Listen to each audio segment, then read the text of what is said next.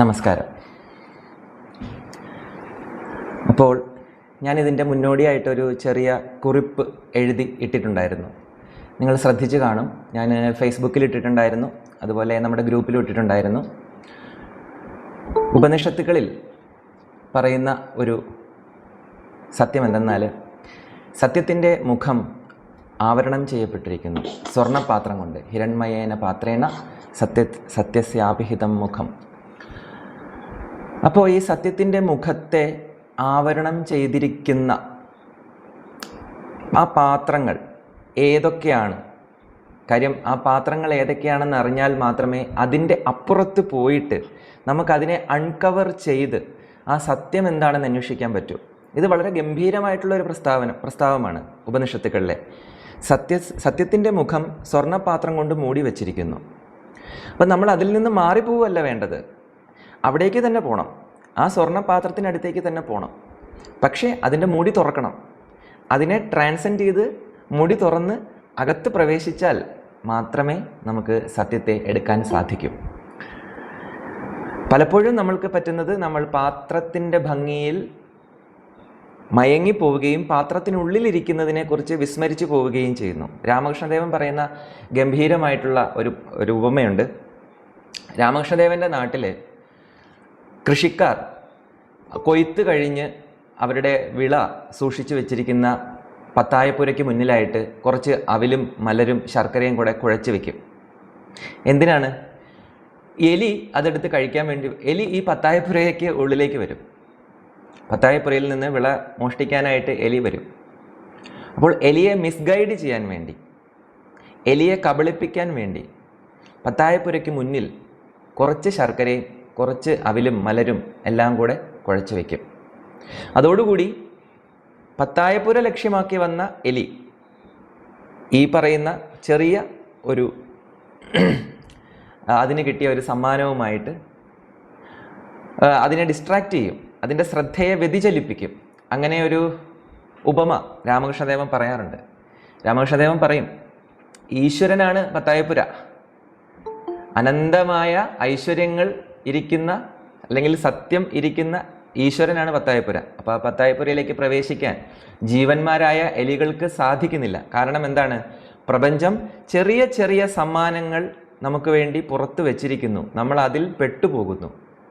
നമ്മൾ ആ ഒരു ചെറിയ മനുഷ്യജീവിതം കൊണ്ട് ആ സമ്മാനപ്പൊതി തുറന്നു നോക്കുമ്പോൾ തന്നെ ഒരു മനുഷ്യജീവിതം അവസാനിക്കുന്നു. അതോടുകൂടി പത്തായപ്പുരയിലേക്ക് ഒന്ന് എത്തി നോക്കാൻ പോലും ആവാതെ ആ ജന്മം അവിടെ പൂർണ്ണമാകുന്നു. ഇതാണ് ഒരു കളി. രാമകൃഷ്ണദേവനൊക്കെ കളിച്ച് ജയിച്ച കളികളാണിതെല്ലാം. ഇത് തന്നെയാണ് ഉപനിഷത്ത്. ഉപനിഷത്ത് പറയുന്നത് ഇത് തന്നെയാണ്. സത്യത്തിൻ്റെ മുഖം സ്വർണ്ണപാത്രം കൊണ്ട് മൂടി വെച്ചിരിക്കുന്നു. നമുക്ക് ആ മൂടി വെച്ച പാത്രങ്ങൾ ഏതൊക്കെയാണെന്ന് നോക്കാം. അത് എങ്ങനെയാണ് അത് മാറ്റി, അത് അൺകവർ ചെയ്ത് അതിനകത്തേക്ക് പ്രവേശിക്കാൻ സാധിക്കുക എന്നതും നോക്കാം. അതാണല്ലോ ഭജഗോവിന്ദത്തിൻ്റെ അടുത്ത 2 ശ്ലോകങ്ങൾ അതാണ് പറയുന്നത്. ഇപ്പം ഞാൻ ആ ശ്ലോകം നമുക്കെല്ലാവർക്കും അറിയാം.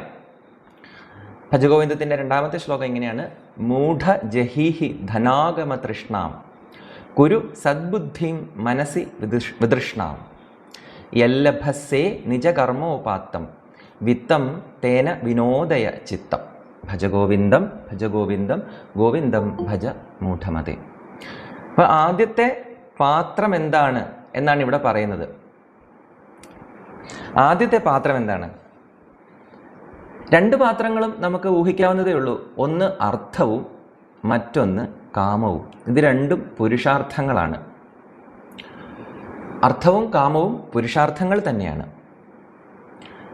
ഇത് രണ്ടുമാണ് മനുഷ്യ മനസ്സിനെ വിഭ്രമിപ്പിക്കുന്ന, വ്യതിചലിപ്പിക്കുന്ന 2 ശ്രദ്ധാവ്യതിചലനത്തിന് വേണ്ടി നമുക്ക് പ്രകൃതി തന്നിരിക്കുന്ന 2 ഐശ്വര്യങ്ങളെന്നോ ഗുണങ്ങളെന്നോ എന്തു വേണമെങ്കിലും അതിനെ വിളിക്കാം. അർത്ഥവും കാമവും. ആദ്യം വരുന്നത് അർത്ഥമാണ്. ആദ്യം വരുന്നത് കൊണ്ട് അർത്ഥമാണ് ഏറ്റവും വലിയ പ്രതിയോഗി എന്ന് വിചാരിക്കരുത്. ഏറ്റവും വലിയ പ്രതിയോഗികയെ 2ാമത്തേലേക്കാണ് വെച്ചിരിക്കുന്നത്. കാമം എന്ന് പറയുന്ന പ്രതിയോഗിയെ, അല്ലെങ്കിൽ ആ സ്വർണ്ണപാത്രത്തെ 2ാമതാണ് അഡ്രസ്സ് ചെയ്യുന്നത്. നമുക്കിത് രണ്ടും ഒന്ന് അഡ്രസ്സ് ചെയ്ത് നോക്കാം. നമുക്ക് കുറച്ച് സമയം ഈ 2 ശ്ലോകങ്ങളോടൊപ്പം നമുക്ക് ചിലവഴിക്കാം ഇന്ന്. നോക്കൂ, ഇവിടെ ആചാര്യസ്വാമികൾ എന്താണ് പറയുന്നത്? മൂഢ എന്നുള്ള സംബോധനയോട് കൂടി തന്നെയാണ് അദ്ദേഹം തുടങ്ങുന്നത്. അദ്ദേഹത്തിൻ്റെ കാരുണ്യമാണത്. മൂഢ, നമ്മൾ മോഹിച്ചു പോയിരിക്കുന്നു, നമ്മൾ തെറ്റിദ്ധരിച്ചു പോയിരിക്കുന്നു. അദ്ദേഹം പറയാണ് ജഹിഹി ധനാഗമ തൃഷ്ണ. ഇതിലെ ഓരോ വാക്കും ശ്രദ്ധയോടുകൂടി നമ്മൾ മനനം ചെയ്യണം. ധനാഗമ തൃഷ്ണയെ ഉപേക്ഷിക്കൂ എന്നാണ് പറയുന്നത്. ധനാഗമ തൃഷ്ണ, അതാണ് പ്രശ്നം.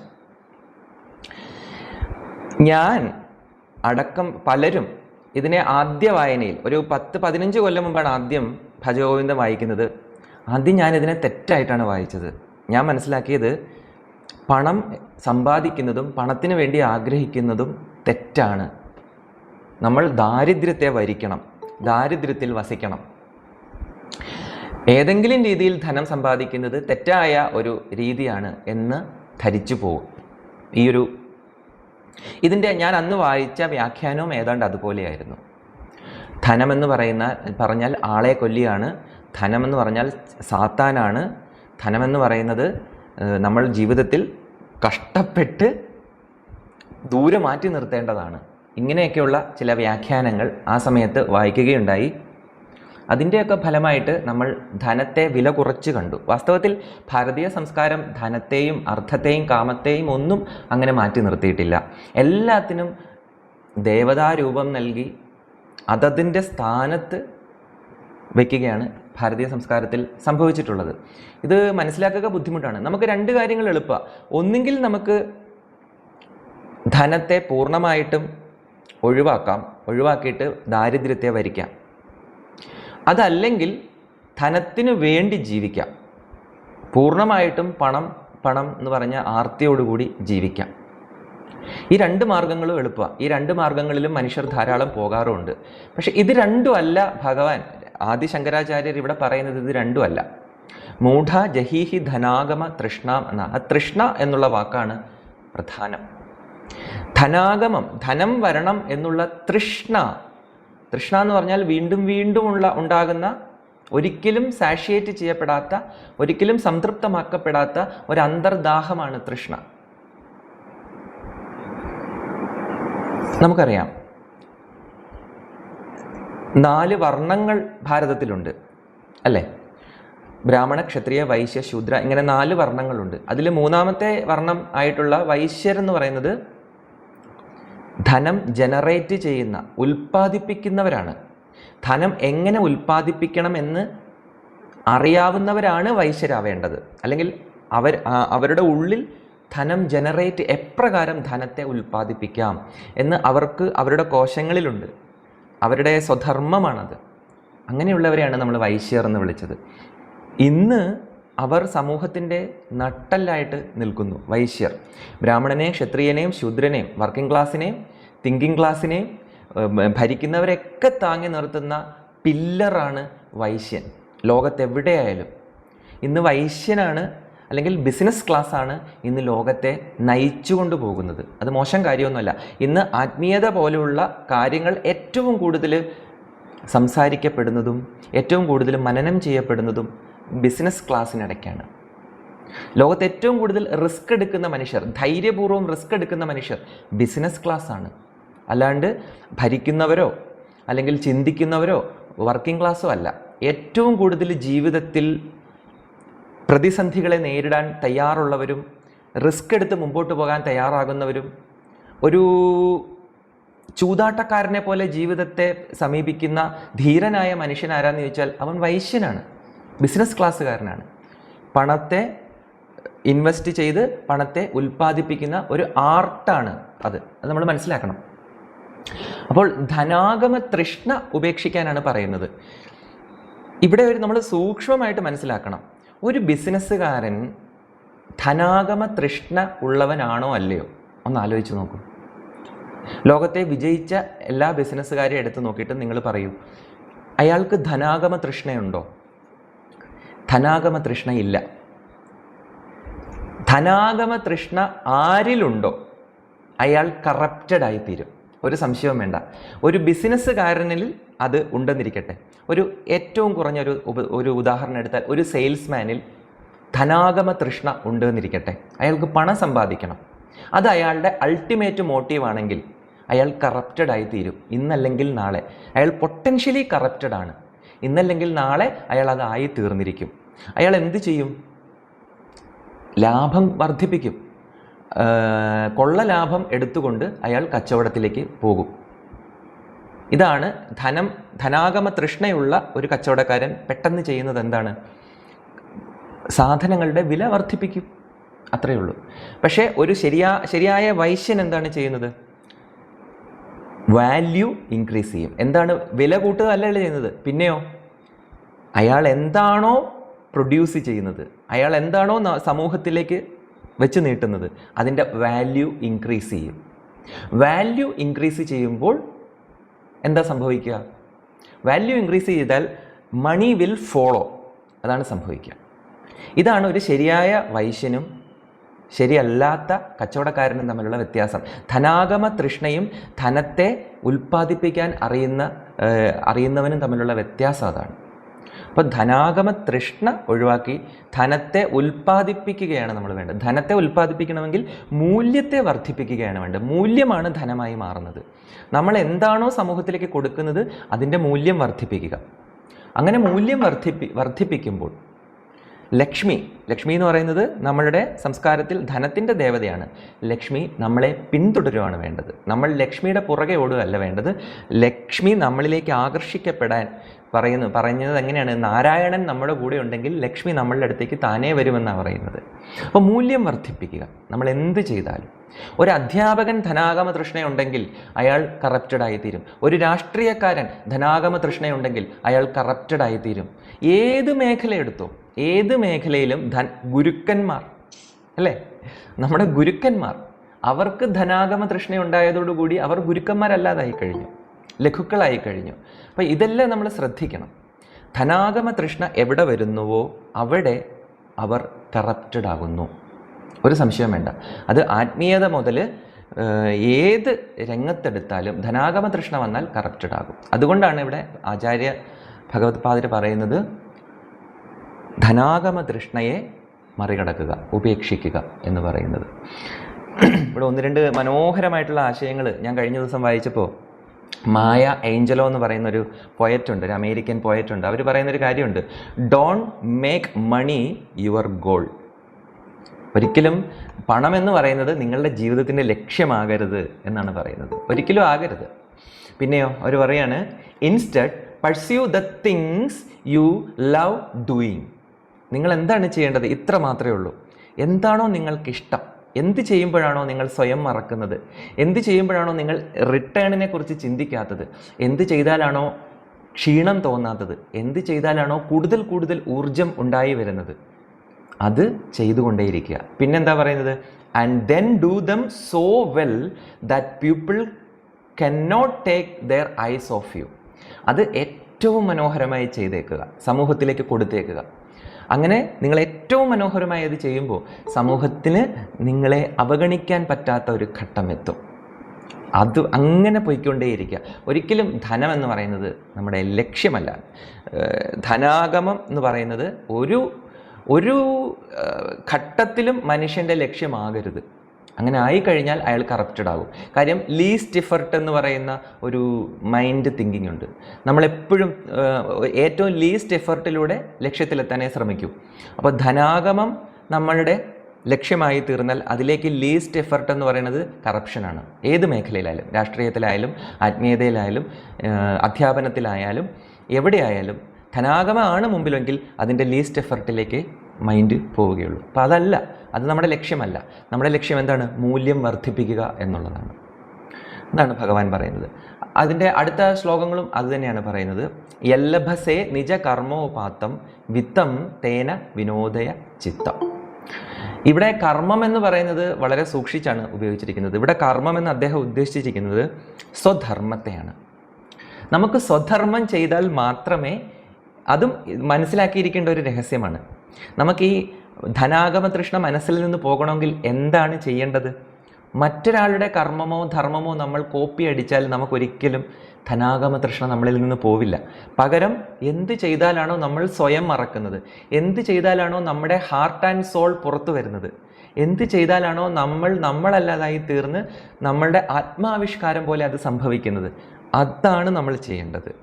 അതാണ് നമ്മുടെ കർമ്മം, അതാണ് നമ്മുടെ ധർമ്മം. നമുക്കിത് കോപ്പി അടിക്കാൻ പറ്റില്ല. എപ്പോഴും പറയും, ജീവിതത്തെക്കുറിച്ച് എപ്പോഴും പറയുന്നൊരു കാര്യമുണ്ട്, അടുത്തിരിക്കുന്ന ആളുടെ പേപ്പർ നോക്കി എഴുതിയാൽ തോറ്റുപോകുന്നൊരു പരീക്ഷയാണ് ജീവിതം എന്ന്. ഒരിക്കലും നമ്മൾ ഒരാളെയും കോപ്പി അടിക്കരുത്. നമ്മളാണ്. പ്രപഞ്ചം നമ്മളെ ബിൽറ്റ് ചെയ്ത് വെച്ചിട്ടുണ്ട്. അത് എന്താണ്, ആ സംവിധാനം എന്താണെന്ന് മനസ്സിലാക്കണം. എന്നെ സൃഷ്ടിച്ചിരിക്കുന്ന എൻ്റെ അടിസ്ഥാന ഘടകങ്ങൾ എന്തൊക്കെയാണ്, എൻ്റെ ആത്മാവിൻ്റെ ദാഹങ്ങൾ എന്തൊക്കെയാണ്, അതിനെ ആവിഷ്കരിക്കുക. അതാണ് ആ കർമ്മങ്ങളിലൂടെ നമ്മളിലേക്ക് വിത്തം വരും. വിത്തം എന്ന് പറഞ്ഞാൽ ധനം നമ്മളിലേക്ക് വന്നു ചേരും. അത് സ്വാഭാവികമായി സംഭവിക്കേണ്ടതാണ്. അതല്ലാതെ നമ്മളതിൽ ബലം പ്രയോഗിക്കരുത്. അത് നമ്മളിലേക്ക് വന്നു ചേരണം. അങ്ങനെ വന്നു ചേർന്ന് കഴിഞ്ഞാൽ അതുകൊണ്ട് എന്ത് വേണം? വിത്തം തേന വിനോദയ ചിത്തം. അതുകൊണ്ട് നമ്മൾക്ക് എന്താ പറയുക, ജീവിതത്തിൻ്റെ സൗഭാഗ്യങ്ങൾ ആസ്വദിക്കാം. വിനോദം തന്നെയാണ്, ആനന്ദം തന്നെയാണ്. ശരിക്കും ആനന്ദമാണ് നമ്മൾ തേടുന്നത്. നിരതിശയമായ എന്നുവെച്ചാൽ അതിരുകളില്ലാത്ത ആനന്ദമാണ് നമ്മൾ തേടുന്നത്. ആ ആനന്ദത്തിലേക്കുള്ള ഒരു ഉപാധിയാണ് അർത്ഥം, പണം എന്ന് പറയുന്നത്. നമുക്ക് യാത്ര ചെയ്യാൻ പണം വേണം, നമുക്ക് വസ്ത്രം വാങ്ങാനും, നമുക്ക് ആഹാരം കഴിക്കാനും, നമുക്ക് ഷെൽട്ടറിനും എല്ലാത്തിനും ധനം വേണം. ധനത്തെ ഒരിക്കലും നിന്ദിക്കരുത്. ധനം ലക്ഷ്മി തന്നെയാണ്. അതേസമയം അതിലേക്ക് തൃഷ്ണയും പാടില്ല. വിതൃഷ്ണയോടുകൂടിയിരിക്കണം, തൃഷ്ണ പാടില്ല. പകരം നമ്മൾ എന്ത് ചെയ്യണം? നമ്മളുടെ സ്വധർമ്മത്തിലേക്ക് ശ്രദ്ധ കേന്ദ്രീകരിക്കുക. സഹായം വന്നിരിക്കും, പ്രപഞ്ചം നമ്മളെ കേട്ടിരിക്കും, പ്രപഞ്ചം നമ്മളെ വേണ്ട സമയത്ത്. എനിക്കൊരു 100 ഉദാഹരണങ്ങൾ എൻ്റെ മുമ്പിലുണ്ട്, കൺമുമ്പിലുണ്ട്. അതൊന്നും വിസ്തരിക്കേണ്ടല്ലോ എന്ന് ഓർത്തിട്ടാണ് പറയാത്തത്. ധനത്തിന് വേണ്ടി ഒട്ടും ആഗ്രഹിക്കാത്ത മനുഷ്യരെ ധനത്തിൻ്റെ മഹാലക്ഷ്മി തന്നെ വന്ന് മുമ്പിൽ നിൽക്കുകയാണ് സഹായിക്കാൻ വേണ്ടി. അങ്ങനെയൊക്കെയുള്ള കാഴ്ച ഞാൻ കണ്ടുകൊണ്ടിരിക്കുകയാണ്. അതുകൊണ്ട് ഞാൻ പറയുന്നു, ധനാഗമ തൃഷ്ണ നമുക്ക് ധൈര്യമായിട്ട് ഉപേക്ഷിക്കാം. പകരം നമുക്ക് സ്വധർമ്മത്തിലേക്ക് ശ്രദ്ധ കേന്ദ്രീകരിക്കാം. മടി പിടിച്ചിരിക്കാനല്ല പറയുന്നത്, സ്വധർമ്മത്തിലേക്ക് ശ്രദ്ധ കേന്ദ്രീകരിക്കാം. എന്നിട്ട് നമുക്ക് എന്ത് ചെയ്യാം? ഭജഗോവിന്ദം ഭജഗോവിന്ദം. നമുക്ക് ഈശ്വരനെയും ഭജിക്കാം. ഈ 2 കാര്യങ്ങൾ ചെയ്താൽ മതി. അപ്പോൾ ധനത്തെക്കുറിച്ച് ഇത്രയൊക്കെ മതി എന്ന് തോന്നുന്നു അല്ലേ? ഇതിനേക്കാൾ പ്രധാനപ്പെട്ട ഒരു സംഗതി തൊട്ട് പുറകെ വരുന്നുണ്ട്. അതുകൊണ്ട് നമുക്ക് ധനത്തെക്കുറിച്ചിട്ടുള്ള ചിന്ത തൽക്കാലം ഇവിടെ വൈൻഡപ്പ് ചെയ്യാം. തുടർന്ന് നിങ്ങൾക്ക് എന്തെങ്കിലും ഡിസ്കസ് ചെയ്യാനുണ്ടെങ്കിൽ നമുക്ക് നമ്മുടെ ഗ്രൂപ്പിലാകാം. ഇതൊരു വാസ്റ്റായിട്ടുള്ള വിഷയമാണ്. ബിസിനസ് ക്ലാസ്, വൈശ്യവൃത്തി, ധനാഗമം, തൃഷ്ണ, സ്വധർമ്മത്തിലൂടെ എങ്ങനെയാണ് പണം സമ്പാദിക്കുക, ഇത്തരത്തിൽ ഇതൊരു വലിയ വിഷയമാണ്. ഇന്ന് ഏറ്റവും കൂടുതൽ മാനേജ്മെൻറ്റ് തലത്തിൽ ചർച്ച ചെയ്യപ്പെടുന്ന വിഷയം ഇതാണ്. പണമുണ്ടാക്കാൻ 4 വഴികളാണ് അതിനകത്ത് പറഞ്ഞിരിക്കുന്നത്. 4 ധാർമ്മികമായ 4 വഴികളിലൂടെ നമുക്ക് പണമുണ്ടാക്കാൻ പറ്റൂ. ഒന്നെങ്കിൽ നമ്മളൊരു എംപ്ലോയി ആയിരിക്കുക, അതല്ലെങ്കിൽ നമ്മൾ സെൽഫ് എംപ്ലോയ്മെൻറ്റിലേക്ക് പോവുക, അതല്ലെങ്കിൽ നമ്മളൊരു ബിസിനസ് ചെയ്യുക, അതുമല്ലെങ്കിൽ നമ്മൾ ഇൻവെസ്റ്റ് ചെയ്യുക. ഇങ്ങനെ 4 വഴികളെ ധനമുണ്ടാക്കാൻ സാധിക്കുകയുള്ളൂ. ഈ 4 വലിയ ഏരിയയാണ്. ഈ 4 വലിയ ഏരിയയിൽ നിന്ന് നമ്മളുടെ സ്വധർമ്മം എവിടെയാണോ കിടക്കുന്നത് അതുമായിട്ട് ഈ 4-ൽ ഏതെങ്കിലും ഒന്നിനെ കണക്ട് ചെയ്യണം. ഇങ്ങനെയാണ് ധനാഗമ തൃഷ്ണ ഒഴിവാക്കി നമ്മൾ എല്ലഭസേ നിജ വിത്തോപ, നമ്മൾ എന്ത് കർമ്മം ചെയ്താലാണോ നമ്മളിലേക്ക് വിത്തം വരുന്നത്, ആ കർമ്മം സ്വധർമ്മം ആണെന്ന് തിരിച്ചറിഞ്ഞ് അതിലേക്ക് വിളക്കി ചേർക്കണം. ഈ വിഷയം നമുക്ക് വേണമെങ്കിൽ ഗ്രൂപ്പിൽ തുടർ ചർച്ചയാകാം. ഇവിടെ നമുക്കിത് തൽക്കാലം ഇവിടെ വൈൻഡപ്പ് ചെയ്തിട്ട് നമുക്ക് അടുത്ത പ്രധാനപ്പെട്ട ഒരു വിഷയമുണ്ട്. എന്താണ്? അർത്ഥം കഴിഞ്ഞാൽ കാമം, ലസ്റ്റിനെ കുറിച്ച് തന്നെയാണ് ഇവിടെ ഭഗവാൻ ഒട്ടും സങ്കോചിച്ചിട്ടില്ല. വാക്കുകൾ ഉപയോഗിക്കുന്നതിൽ അല്പം പോലും ലോഭം കാണിച്ചിട്ടില്ല, ഒന്നും കവറപ്പ് ചെയ്ത് പറഞ്ഞിട്ടില്ല. അപ്പോൾ ആചാര്യസ്വാമികളുടെ ആ സത്യസന്ധതയോടുകൂടി തന്നെ നമുക്കും അതിലേക്ക് പ്രവേശിക്കാം. അടുത്ത ശ്ലോകം എന്താണ് പറയുന്നത്? നാരീ സ്തനഭര നാഭി ദേശം ദൃഷ്ട്വാ മാഗ മോഹാവേശം ഏതൻ മാംസവസാദി വികാരം മനസ്സി വിചിന്തയ വാരം വാരം. എന്താണ് ഭഗവാൻ പറയുന്നത്? പുരുഷനോടാണ് ഇത് പറയുന്നത്. ഒന്നാമത്തെ കാര്യം നമ്മൾ അറിഞ്ഞിരിക്കുക, സ്ത്രീകളോടല്ല ഇത് പറയുന്നത്. അപ്പം നിങ്ങൾ വിചാരിക്കും സ്ത്രീകളെ ഒഴിവാക്കിയിരിക്കുകയാണെന്ന്. അങ്ങനെയല്ല. സ്ത്രീകൾക്ക് എന്തുകൊണ്ടിത് പുരുഷനോട് പറയുന്നു? പുരുഷൻ എവല്യൂഷൻ്റെ സ്റ്റെപ്പിൽ സ്ത്രീയേക്കാൾ ഒരു പടി താഴെ നിൽക്കുകയാണ്. ഞാനിത് എൻ്റെ ഒരു ഫാൻറ്റസി ആയിട്ടൊന്നും പറയുന്നതല്ല. ഡെസ്മണ്ട് മോറിസിനെ പോലെയുള്ള നരവംശ ശാസ്ത്രജ്ഞന്മാർ ഒരുപാട് റിസർച്ച് നടത്തി അവരുടെ പുസ്തകങ്ങളിലൂടെ ഇത് ഓൾറെഡി എസ്റ്റാബ്ലിഷ്ഡ് ആയിട്ടുള്ള കാര്യമാണ്. സ്ത്രീകളുടെ ശരീരഘടന, അവരുടെ തലച്ചോറിൻ്റെ പ്രത്യേകതകൾ, അവളുടെ ഇമോഷണൽ കോഷ്യൻ്റ്, ഇതെല്ലാം പുരുഷനുമായിട്ട്, അവളുടെ ഹോർമോണുകൾ, പുരുഷൻ്റെ ഹോർമോണുകൾ, ഇത് രണ്ടും പഠിച്ചതിന് ശേഷം അവർ പറയുന്നത് പുരുഷൻ ഒരല്പം റസ്റ്റിക്കാണ്, പുരുഷൻ ഒരല്പം അസംസ്കൃത ആണ്, സ്ത്രീ അവനേക്കാൾ ഒരു പടി മുമ്പിൽ സംസ്കൃതയാണ്, റിഫൈൻഡ് സോളാണ് അവൾ. അതുകൊണ്ട് തന്നെയാണ് ഈ ലോകത്തുള്ള എല്ലാ സാധനങ്ങളും പുരുഷനെയാണ് കേന്ദ്രീകരിച്ചിരിക്കുന്നത്. പുരുഷൻ്റെ മനസ്സിലാണ് ഏകാഗ്രതയില്ലാത്തത്. പുരുഷൻ്റെ മനസ്സിലാണ് ചിത്തശുദ്ധി സംഭവിക്കേണ്ടത്. എന്ന് വെച്ചാൽ സ്ത്രീകളെ 100% ഫ്രീ ആക്കി വിട്ടിട്ടൊന്നുമില്ല. പക്ഷേ കമ്പാരിറ്റീവ്ലി പുരുഷനാണ് ടൈം ചെയ്യപ്പെടേണ്ടത്. ഇത് നെഗറ്റീവ് രീതിയിലാണ് അറേബ്യയിൽ ഇംപ്ലിമെൻ്റ് ചെയ്തത്. പുരുഷൻ മോശമായതുകൊണ്ട് സ്ത്രീകളെ കവർ ചെയ്തു. അത് മനസ്സിലാക്കണം. വാസ്തവത്തിൽ സ്ത്രീകൾക്ക് എന്തെങ്കിലും പ്രശ്നം ഉണ്ടെങ്കിലല്ലേ അവരെ കവർ ചെയ്യേണ്ടതുള്ളൂ. പക്ഷെ പുരുഷൻ അക്രമകാരി ആയതുകൊണ്ട് സ്ത്രീയെ കവറപ്പ് ചെയ്തു. ശരിക്കും അത് അങ്ങനെയല്ല വേണ്ടത്. പുരുഷൻ റിഫൈൻഡ് ആവുകയാണ് വേണ്ടത്.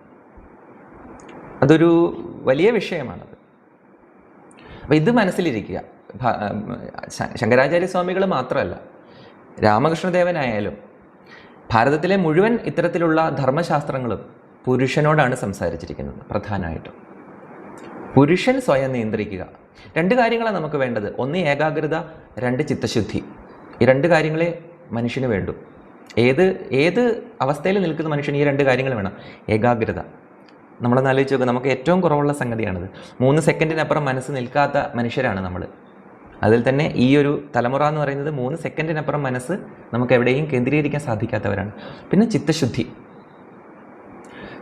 എന്ന് പറഞ്ഞാൽ ചിന്തകൾ നമ്മളെ നയിക്കാതെ നമ്മൾ ചിന്തകളെ നയിക്കുന്ന അവസ്ഥയ്ക്ക് പറയുന്ന പേരാണ് ചിത്തശുദ്ധി. നമ്മൾ ചിന്തകളാൽ ക്യാരി ഫോർവേഡ് ചെയ്യപ്പെടാതെ നമ്മൾ ചിന്തകളെ നയിച്ചുകൊണ്ട് മുമ്പോട്ട് പോകണം. നല്ല ബുദ്ധിമുട്ടാണ്. അപ്പോൾ ഈ 2 കാര്യങ്ങളാണ് സംഭവിക്കാനുള്ളത്. ഇത് രണ്ടുമാണ് പുരുഷനിൽ സംഭവിക്കേണ്ടത്, ഏകാഗ്രതയും ചിത്തശുദ്ധിയും. ഇതിനു വേണ്ടിയിട്ടാണ് പുരുഷനോട് ഈ കാര്യം സംസാരിക്കുന്നത്. ഏറ്റവും വലിയ ഒരു ഒബ്സ്റ്റക്കിൾ എന്നുള്ള രീതിയിൽ തന്നെയാണ് ഇതിനെ കണ്ടിരിക്കുന്നത്. മനുഷ്യൻ്റെ മുമ്പോട്ടുള്ള പ്രയാണത്തിൽ അവൻ മറികടന്നു പോകേണ്ട പ്രധാനപ്പെട്ട ഒരു തടസ്സമാണോ എന്ന് ചോദിച്ചാൽ അല്ല. കാര്യം അതില്ലെങ്കിൽ ഈ ലോകം നിലനിൽക്കില്ല. ലസ്റ്റ് ഇല്ലെങ്കിൽ, കാമമില്ലെങ്കിൽ ഈ ലോകത്തിന് നിലനിൽപ്പില്ല. നമ്മളൊരു നല്ല പൂവ് കണ്ടു, ഹായ് എത്ര മനോഹരമായ പുഷ്പം. ശരിക്കും അതെന്താണ്? അത് ആ ചെടിയുടെ ജനനേന്ദ്രിയമാണ്. അതിൽ നിന്നാണ് അടുത്ത പൂമ്പൊടി അടുത്ത ചെടിയിലേക്ക് പരാഗണം ചെയ്യപ്പെടേണ്ടത്. ഒരു ചെടിയുടെ ജനനേന്ദ്രിയത്തെയാണ് നമ്മൾ പൂവ് എന്ന് വിളിച്ച് ആസ്വദിക്കുന്നത്. അപ്പം മനോഹാരിത ഏതുമായിട്ട് ബന്ധപ്പെട്ടിരിക്കുന്നു? ലസ്റ്റുമായിട്ട് ബന്ധപ്പെട്ടിരിക്കുന്നു, കാമവുമായിട്ട് ബന്ധപ്പെട്ടിരിക്കുന്നു. സൗന്ദര്യം എന്ന് പറയുന്നത് കാമവുമായിട്ട് ബന്ധപ്പെട്ടിരിക്കുന്നു. അപ്പോൾ അതിനെ നമുക്ക് ഒരിക്കലും, ഈ ധനത്തെ നമ്മൾ എങ്ങനെയാണോ വില കുറച്ച് കണ്ടത് അതുപോലെ വില കുറച്ച് കണ്ടുകൊണ്ടിരിക്കുന്ന ഒന്നാണ് കാമം എന്ന് പറയുന്നത്. എന്നാൽ ഭാരതീയ തത്വചിന്തയിൽ, നമ്മുടെ സംസ്കാരത്തിൽ അതിനെ അങ്ങനെ കണ്ടിട്ടില്ല. നിങ്ങൾക്കറിയാം, ഋഷിമാരാണ് ഇതിനെക്കുറിച്ചൊക്കെ ഏറ്റവും കൂടുതൽ ആഴത്തിൽ ഗവേഷണം നടത്തിയത്. കാമശാസ്ത്രമൊക്കെ രചിക്കപ്പെട്ടത് ഋഷിമാരാലാണ്. അത്തരത്തിലുള്ള ഒന്നിലേറെ ഗ്രന്ഥങ്ങളുണ്ട് നമ്മുടെ സംസ്കാരത്തിൽ. കാമത്തെക്കുറിച്ച്, ലസ്റ്റിനെ കുറിച്ച് തന്നെ, മനുഷ്യൻ്റെ ഉള്ളിലെ കാമത്തെക്കുറിച്ച് വർണ്ണിക്കുന്ന ഒന്നിലേറെ ഗ്രന്ഥങ്ങളുണ്ട്. അതിലൊന്ന് മാത്രമാണ് ഈ കാമസൂത്രം എന്ന് പറയുന്നത്. അപ്പം കാമത്തിലേക്ക് തന്നെ നമുക്ക് വരാം, ലസ്റ്റിലേക്ക് വരാം. എന്താണ് പ്രശ്നം? അദ്ദേഹം പറയുന്നത്, നാരീ സ്തനഭര നാഭി ദേശം ദൃഷ്ട്വാ മാഗാ മോഹാവേശം. സ്ത്രീകളുടെ സ്തനങ്ങളും നാഭീദേശവും കണ്ടിട്ട് മോഹാവേശം പാടില്ല. പിന്നെന്താ പറയുന്നത്? ഏതൻ മാംസവസാദി വികാരം. ഇതെന്തൊക്കെയാണ്? ഇത് മാംസവും കൊഴുപ്പുമാണ്, അതിൻ്റെ മോഡിഫിക്കേഷനാണ്, അതിൻ്റെ വികാരമാണ് എന്നറിഞ്ഞുകൊണ്ട് മനസ്സിൽ വിചിന്തയ വാരം വാരം വീണ്ടും വീണ്ടും ഇത് മനസ്സിൽ ചിന്തിച്ചുകൊണ്ട് ഭജ ഗോവിന്ദം ഭജ ഗോവിന്ദം ഗോവിന്ദം ഭജ. ഇത് നമ്മൾ അല്പം ചിന്തിക്കേണ്ട ഒരു വിഷയമാണ്, കുറച്ച് അൺപാക്ക് ചെയ്യേണ്ട ഒരു വിഷയമാണ്. എന്താണ് കാമത്തിൻ്റെ പ്രശ്നം? കാമം എന്താണെന്ന് നമുക്ക് മനസ്സിലായി. അത് സൗന്ദര്യമാണ്, അത് സൃഷ്ടിയാണ്, അതുള്ളത് കൊണ്ടാണ് ഈ പ്രപഞ്ചം മുമ്പോട്ട് പോകുന്നത്. അങ്ങനെയാണെങ്കിൽ പിന്നെ അതിനെ അങ്ങോട്ട് ഉപാസിച്ചാൽ പോരാ. അതിനെ ഉപാസിക്കാനും പറ്റില്ല, അതിനെ കൈവിടാനും പറ്റില്ല. എപ്പോഴും ഇങ്ങനെയാണ്, ബാലൻസിലോട്ട് പോകാൻ പറയും. അതാണ് നമുക്ക് ബുദ്ധിമുട്ട്. നമുക്ക് ഏതെങ്കിലും എക്സ്ട്രീമിലേക്ക് പോകാൻ എളുപ്പമാണ്. ഒന്നെങ്കിൽ ധനത്തെ ഉപേക്ഷിക്കുക, അല്ലെങ്കിൽ ധനത്തിന് വേണ്ടി ജീവിക്കുക. ഒന്നെങ്കിലും കാമത്തെ ഉപേക്ഷിക്കുക, അല്ലെങ്കിൽ കാമത്തിന് വേണ്ടി ഇൻഡൾജ് ചെയ്ത് ജീവിക്കുക. ഇതിനിടയ്ക്ക് ഒരു ബാലൻസ് ഉണ്ട് എന്ന് പറഞ്ഞാൽ പോയി. ഈ ബാലൻസിലേക്ക് വരിക എന്ന് പറയുന്നത് അതീവ ദുഷ്കരമാണ്. ഏറ്റവും കൂടുതൽ ബോധം വേണ്ടത് നമ്മളൊരു ഞാണിമേലൂടെ നടക്കുമ്പോഴാണ്. ഞാണിലൂടെ നടക്കുമ്പോഴാണ് ഏറ്റവും അധികം ബോധം ആവശ്യമുള്ളത്. ഒരു തുറന്ന അല്ലെങ്കിൽ ഒരു വലിയ പാതയിലൂടെ പോകുമ്പോൾ അത്തരത്തിലുള്ള ഒരു അവബോധത്തിൻ്റെ, ഒരു സന്തുലനത്തിൻ്റെ ആവശ്യം വരുന്നില്ല. ഇതിനൊരു 6-7 ഡിഫക്റ്റുകൾ നമുക്ക് ആദ്യം ഒന്ന് നോക്കാം. എന്തുകൊണ്ടാണ് ലസ്റ്റിനെ നമ്മൾ നിയന്ത്രിക്കേണ്ടത്? Why should we control it? ഇത് നമ്മൾ ആദ്യം അറിഞ്ഞിരിക്കണം. ഇതിനൊരു 7 ഡിഫക്റ്റുകളുണ്ട്. ഈ 7 ഡിഫക്റ്റുകൾ അല്ലെങ്കിൽ 6 ഡിഫക്റ്റുകളെങ്കിലും ചുരുങ്ങിയതുണ്ട്. ഒന്നാമത്തെ ഡിഫക്റ്റ് എന്ന് പറയുന്നത്, ഇത് നൽകുന്ന പ്ലഷർ എന്ന് പറയുന്നത് ഒന്നാമത്തെ ഡിഫക്റ്റാണ്. സെക്സ് അല്ലെങ്കിൽ കാമം, ലസ്റ്റ് എന്ന് പറയുന്നതിൻ്റെ ഒന്നാമത്തെ ഡിഫക്റ്റ്, ഇത് നൽകുന്ന സുഖം മൊമെൻ്ററിയാണ്, ക്ഷണികമാണ്. ഇതാണ് ഒന്നാമത്തെ ദോഷം. ഈ ദോഷാനുസന്ധാനമാണ് നമ്മുടെ ശാസ്ത്രം നമ്മളോട് പറഞ്ഞിരിക്കുന്നത്. നമ്മൾ എവിടെയാണോ പെട്ട് കിടക്കുന്നത് അതിൻ്റെ ദോഷത്തെക്കുറിച്ച് മാത്രം നിങ്ങൾ കുറച്ച് നേരം അനുസന്ധാനം ചെയ്യണം എന്ന് പറഞ്ഞിട്ടുണ്ട്. അപ്പോൾ നമുക്ക് ഇതിൻ്റെ ദോഷവശങ്ങൾ എന്ന് വെച്ചാൽ ഇത് ഒഴിവാക്കാനല്ല, ഇതിൻ്റെ റിയലിസ്റ്റിക് ആയിട്ടുള്ള കുറച്ച് ദോഷങ്ങളുണ്ട്. അതെന്താണെന്ന് നോക്കാം. ഒന്ന്, ഇത് ക്ഷണികമാണ്. ഇതിന് നീണ്ടു നിൽക്കുന്ന ഒരു സുഖത്തെ തരാൻ സാധിക്കുകയില്ല. നമുക്ക് വേണ്ടത് എന്താണ്? എല്ലാ മനുഷ്യർക്കും വേണ്ടത് എന്താണ്? പ്ലഷറാണ്, സന്തോഷമാണ്, ആഹ്ലാദമാണ്. ഒരു സംശയം വേണ്ട. നമ്മളെല്ലാം ചെയ്യുന്നത് അതിന് വേണ്ടിയിട്ടാണ്. അത് ഡിബേറ്റ് ചെയ്യേണ്ട ആവശ്യം കൂടിയില്ല. നമ്മുടെ ഓരോ കോശങ്ങളും സുഖത്തിന് വേണ്ടിയിട്ടാണ് ആഗ്രഹിക്കുന്നത്. എന്താണ് ആ സുഖത്തിൻ്റെ ഒരു സ്വഭാവം എന്ന് പറയുന്നത്? Infinite pleasure for infinite time. Chinmayananda സ്വാമിയൊക്കെ പറയുന്നത് അതാണ്. Infinite happiness for infinite time. അനന്തമായ സുഖം അനന്തമായ കാലത്തോളം. ഇത് ഈശ്വരൻ്റെ പര്യായപദമേ ഉള്ളൂ, അല്ലാണ്ട് ഒരിക്കലും ഇത് ഭൂമിയിൽ സാധിക്കില്ല. അപ്പോൾ നമ്മുടെ ആഗ്രഹം ഇൻഫിനിറ്റ് പ്ലഷറാണ്, ഇൻഫിനിറ്റ് ടൈമിലേക്കാണ്. അതിലേക്കുള്ള ഒരു ഉപാധി അല്ലെങ്കിൽ ഏറ്റവും വലിയ, ഏറ്റവും ഒന്നാമത്തെ, ഫസ്റ്റ് ആൻഡ് ഫോർമോസ്റ്റ് ഉപാധിയാണ് ഈ ലസ്റ്റ് എന്ന് പറയുന്നത്. പക്ഷെ ആ ലസ്റ്റ് ആദ്യം തന്നെ പരാജയപ്പെടുന്നു. എവിടെയാണ്? അത് മൊമെൻ്ററിയാണ്, അത് ക്ഷണമാത്രത്തേക്ക് ആ സുഖം നിലനിൽക്കുകയുള്ളൂ. പിന്നീട് അത് വാനിഷ് ചെയ്യും.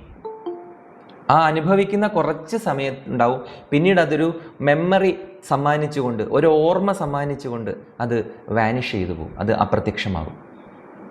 അപ്പം എന്താ സംഭവിക്കുക? അയാൾ ആരാണോ അതിൻ്റെ ഓർമ്മകൾ ആവർത്തിക്കാൻ വേണ്ടി ഇയാളെ പ്രേരിപ്പിച്ചുകൊണ്ടിരിക്കും. അപ്പോൾ ആ അനുഭവങ്ങളുടെ ആവർത്തനത്തിന് വേണ്ടി നമ്മൾ എന്താഗ്രഹിച്ചോ അതിൽ കർമ്മമുണ്ട്, അതിൽ നമ്മൾ പെട്ടും പോകും. അങ്ങനെയാണ് ഒരു അനുഭവത്തെ ആവർത്തിക്കാൻ ആഗ്രഹിക്കുന്നതാണ് നമ്മളുടെ ഒന്നാമത്തെ കെട്ട്, ഒന്നാമത്തെ തടവറ എന്ന് പറയുന്നത്. അപ്പോൾ ഇതിൻ്റെ ആദ്യത്തെ പ്രശ്നം, ഇത് ഇൻഫിനിറ്റ് ഹാപ്പിനെസ് തരില്ല, മൊമെൻ്ററി ഹാപ്പിനെസ്. 2 എന്ന് പറയുന്നത്, ഇത് സമയം കഴിയും തോറും കൂടി വരുമോ കുറഞ്ഞു വരുമോ? കുറഞ്ഞു വരും. പ്രായം കഴിയും തോറും അല്ലെങ്കിൽ സമയം കൂടും തോറും ഇത് കൊണ്ടുവരുന്ന പ്ലഷർ കുറഞ്ഞുകൊണ്ടേയിരിക്കും. അത് ഇന്ദ്രിയങ്ങളുടെ എല്ലാത്തിൻ്റെയും സ്വഭാവമാണ്. എല്ലാ ഇന്ദ്രിയാനുഭവങ്ങൾക്കും ഈ പ്രത്യേകതയുണ്ട്. ലസ്റ്റിന് തീർച്ചയായിട്ടും ഈ പ്രത്യേകതയുണ്ട്. 20കളിൽ ഉള്ള അനുഭവമല്ല 30കളിൽ, 30കളിലുള്ള അനുഭവമല്ല 40, 50, 60, 70. ഇങ്ങനെ സമയം ആഗ്രഹത്തിൻ്റെ കാര്യമല്ല പറയുന്നത്. അപ്പം ആഗ്രഹം എല്ലാ പ്രായത്തിലും ചിലപ്പം തീവ്രമായിട്ട് നിൽക്കും.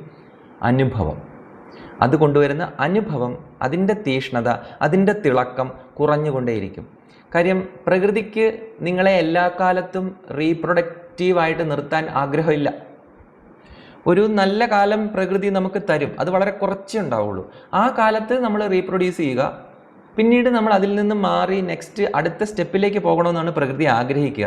അതുകൊണ്ടാണ് ഇത് കുറച്ച് കൊണ്ടുവരുന്നത്, ഇതിൻ്റെ സുഖാനുഭവത്തെ കുറച്ച് കൊണ്ടുവരുന്നത്. ഇത് രണ്ടാമത്തെ ഒരു ദോഷമായിട്ട് നമുക്ക് തൽക്കാലം എടുക്കാം.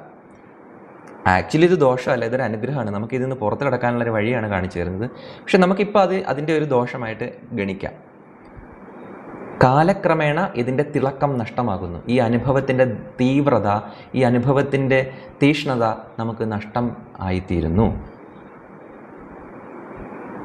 മൂന്നാമത്തത്, ഇത് നമ്മളെ ഡ്രെയിൻ ചെയ്യിക്കുന്നു. ഇങ്ങനെയാണ് പറയുന്നത്. ലസ്റ്റിൽ, കാമത്തിൽ നമ്മൾ ഒരുപാട് മുങ്ങിത്താഴ്ന്നു കഴിഞ്ഞാൽ ഇത് നമ്മളുടെ വൈറ്റാലിറ്റിയെ, നമ്മളുടെ തേജസ്സിനെ, എന്താണ് നചികേതസ് എന്താണ് പറയുന്നത്? സർവേന്ദ്രിയാണാം ജരയന്തി തേജഃ. ഇങ്ങനെയാണ് പറയുന്നത്. യമരാജൻ്റെ അടുത്ത് ചെന്നു നചികേതസ് കഠോപനിഷത്തിൽ. അപ്പോൾ യമരാജൻ നചികേതസ് ചോദിച്ച ചോദ്യങ്ങളിൽ നിന്ന് രക്ഷപ്പെടാൻ, അദ്ദേഹം ചോദിച്ച ആത്മജ്ഞാനത്തെക്കുറിച്ചുള്ള ചോദ്യങ്ങളിൽ നിന്ന് രക്ഷപ്പെടാൻ വേണ്ടി അദ്ദേഹം ചില ഓഫറുകൾ മുമ്പോട്ട് വെച്ചു. യമരാജൻ പറഞ്ഞു, നീ ഈ ചോദ്യം ഒഴിച്ച് മറ്റെന്തെങ്കിലും ആഗ്രഹിക്കുക, ഞാൻ നൽകാം. നിനക്ക് രഥം വേണോ, നിനക്ക് ധനം വേണോ, നിനക്ക് അപ്സരസ്സുകളെ വേണോ, നീ ചോദിക്കൂ. നിനക്ക് സംഗീതം പൊഴിക്കുന്ന അപ്സരസ്സുകളെ വേണോ, ഞാൻ നൽകാം. നീ ഈ ചോദ്യം മാത്രം എന്നോട് ചോദിക്കാതിരിക്കൂ, ആത്മജ്ഞാനത്തെക്കുറിച്ച് ചോദിക്കാതിരിക്കൂ എന്ന് പറഞ്ഞൊരു പരീക്ഷണമായിരുന്നത്. അപ്പോൾ അദ്ദേഹം നചികേതസ് തിരിച്ചു പറഞ്ഞ മറുപടിയിൽ അദ്ദേഹം പറയുന്നത്, ഈ ലസ്റ്റിന്, ഈ കാമത്തിന് ഇങ്ങനെ ഒരു പ്രശ്നമുണ്ട്. അദ്ദേഹം പറയാണ്, സർവേന്ദ്രിയാണം ജരയന്തി തേജഃ, നമ്മുടെ തേജസ്സിനെ അത് ഇല്ലാതെയാക്കുന്നു എന്നാണ്. എന്നിട്ട് അദ്ദേഹം പറഞ്ഞ ഒരു മറുപടിയുണ്ട്, തവൈവ വാഹ തവ നൃത്യഗീതേ, keep your music and dancing girls with you. ഇങ്ങനെയാണ് പറയുന്നത്, നചികേതസ് പറയുന്നത്. നിങ്ങളുടെ അപ്സരസ്സുകളും നിങ്ങളുടെ സംഗീതവും നിങ്ങളുടെ രഥവും കയ്യിൽ തന്നെ ഇരിക്കട്ടെ, എനിക്ക് ഞാൻ ചോദിച്ചതിനുള്ള മറുപടി തരൂ. ഈ ഒരു പരീക്ഷണം കഴിഞ്ഞിട്ടാണ് നചികേതസ് എന്താണോ ചോദിച്ചത് അതിൻ്റെ മറുപടിയിലേക്ക് പോകുന്നത്. അപ്പോൾ ഇതൊരു പരീക്ഷണമാണ്, ഇതൊരു ലാസ്റ്റ് ഒബ്സ്റ്റക്കിളാണ്, ഫൈനൽ ഒബ്സ്റ്റക്കിളാണ്. അതും കൂടെ നമുക്ക് ജമ്പ് ചെയ്യാൻ പറ്റിയാൽ പിന്നെ അവിടെ പ്രകൃതി പുറംതിരിഞ്ഞ് നിൽക്കില്ല. പ്രകൃതി എന്താണോ മറച്ചു വെച്ചിരിക്കുന്നത് പ്രകൃതി തന്നെ അത് തുറന്നു തരും.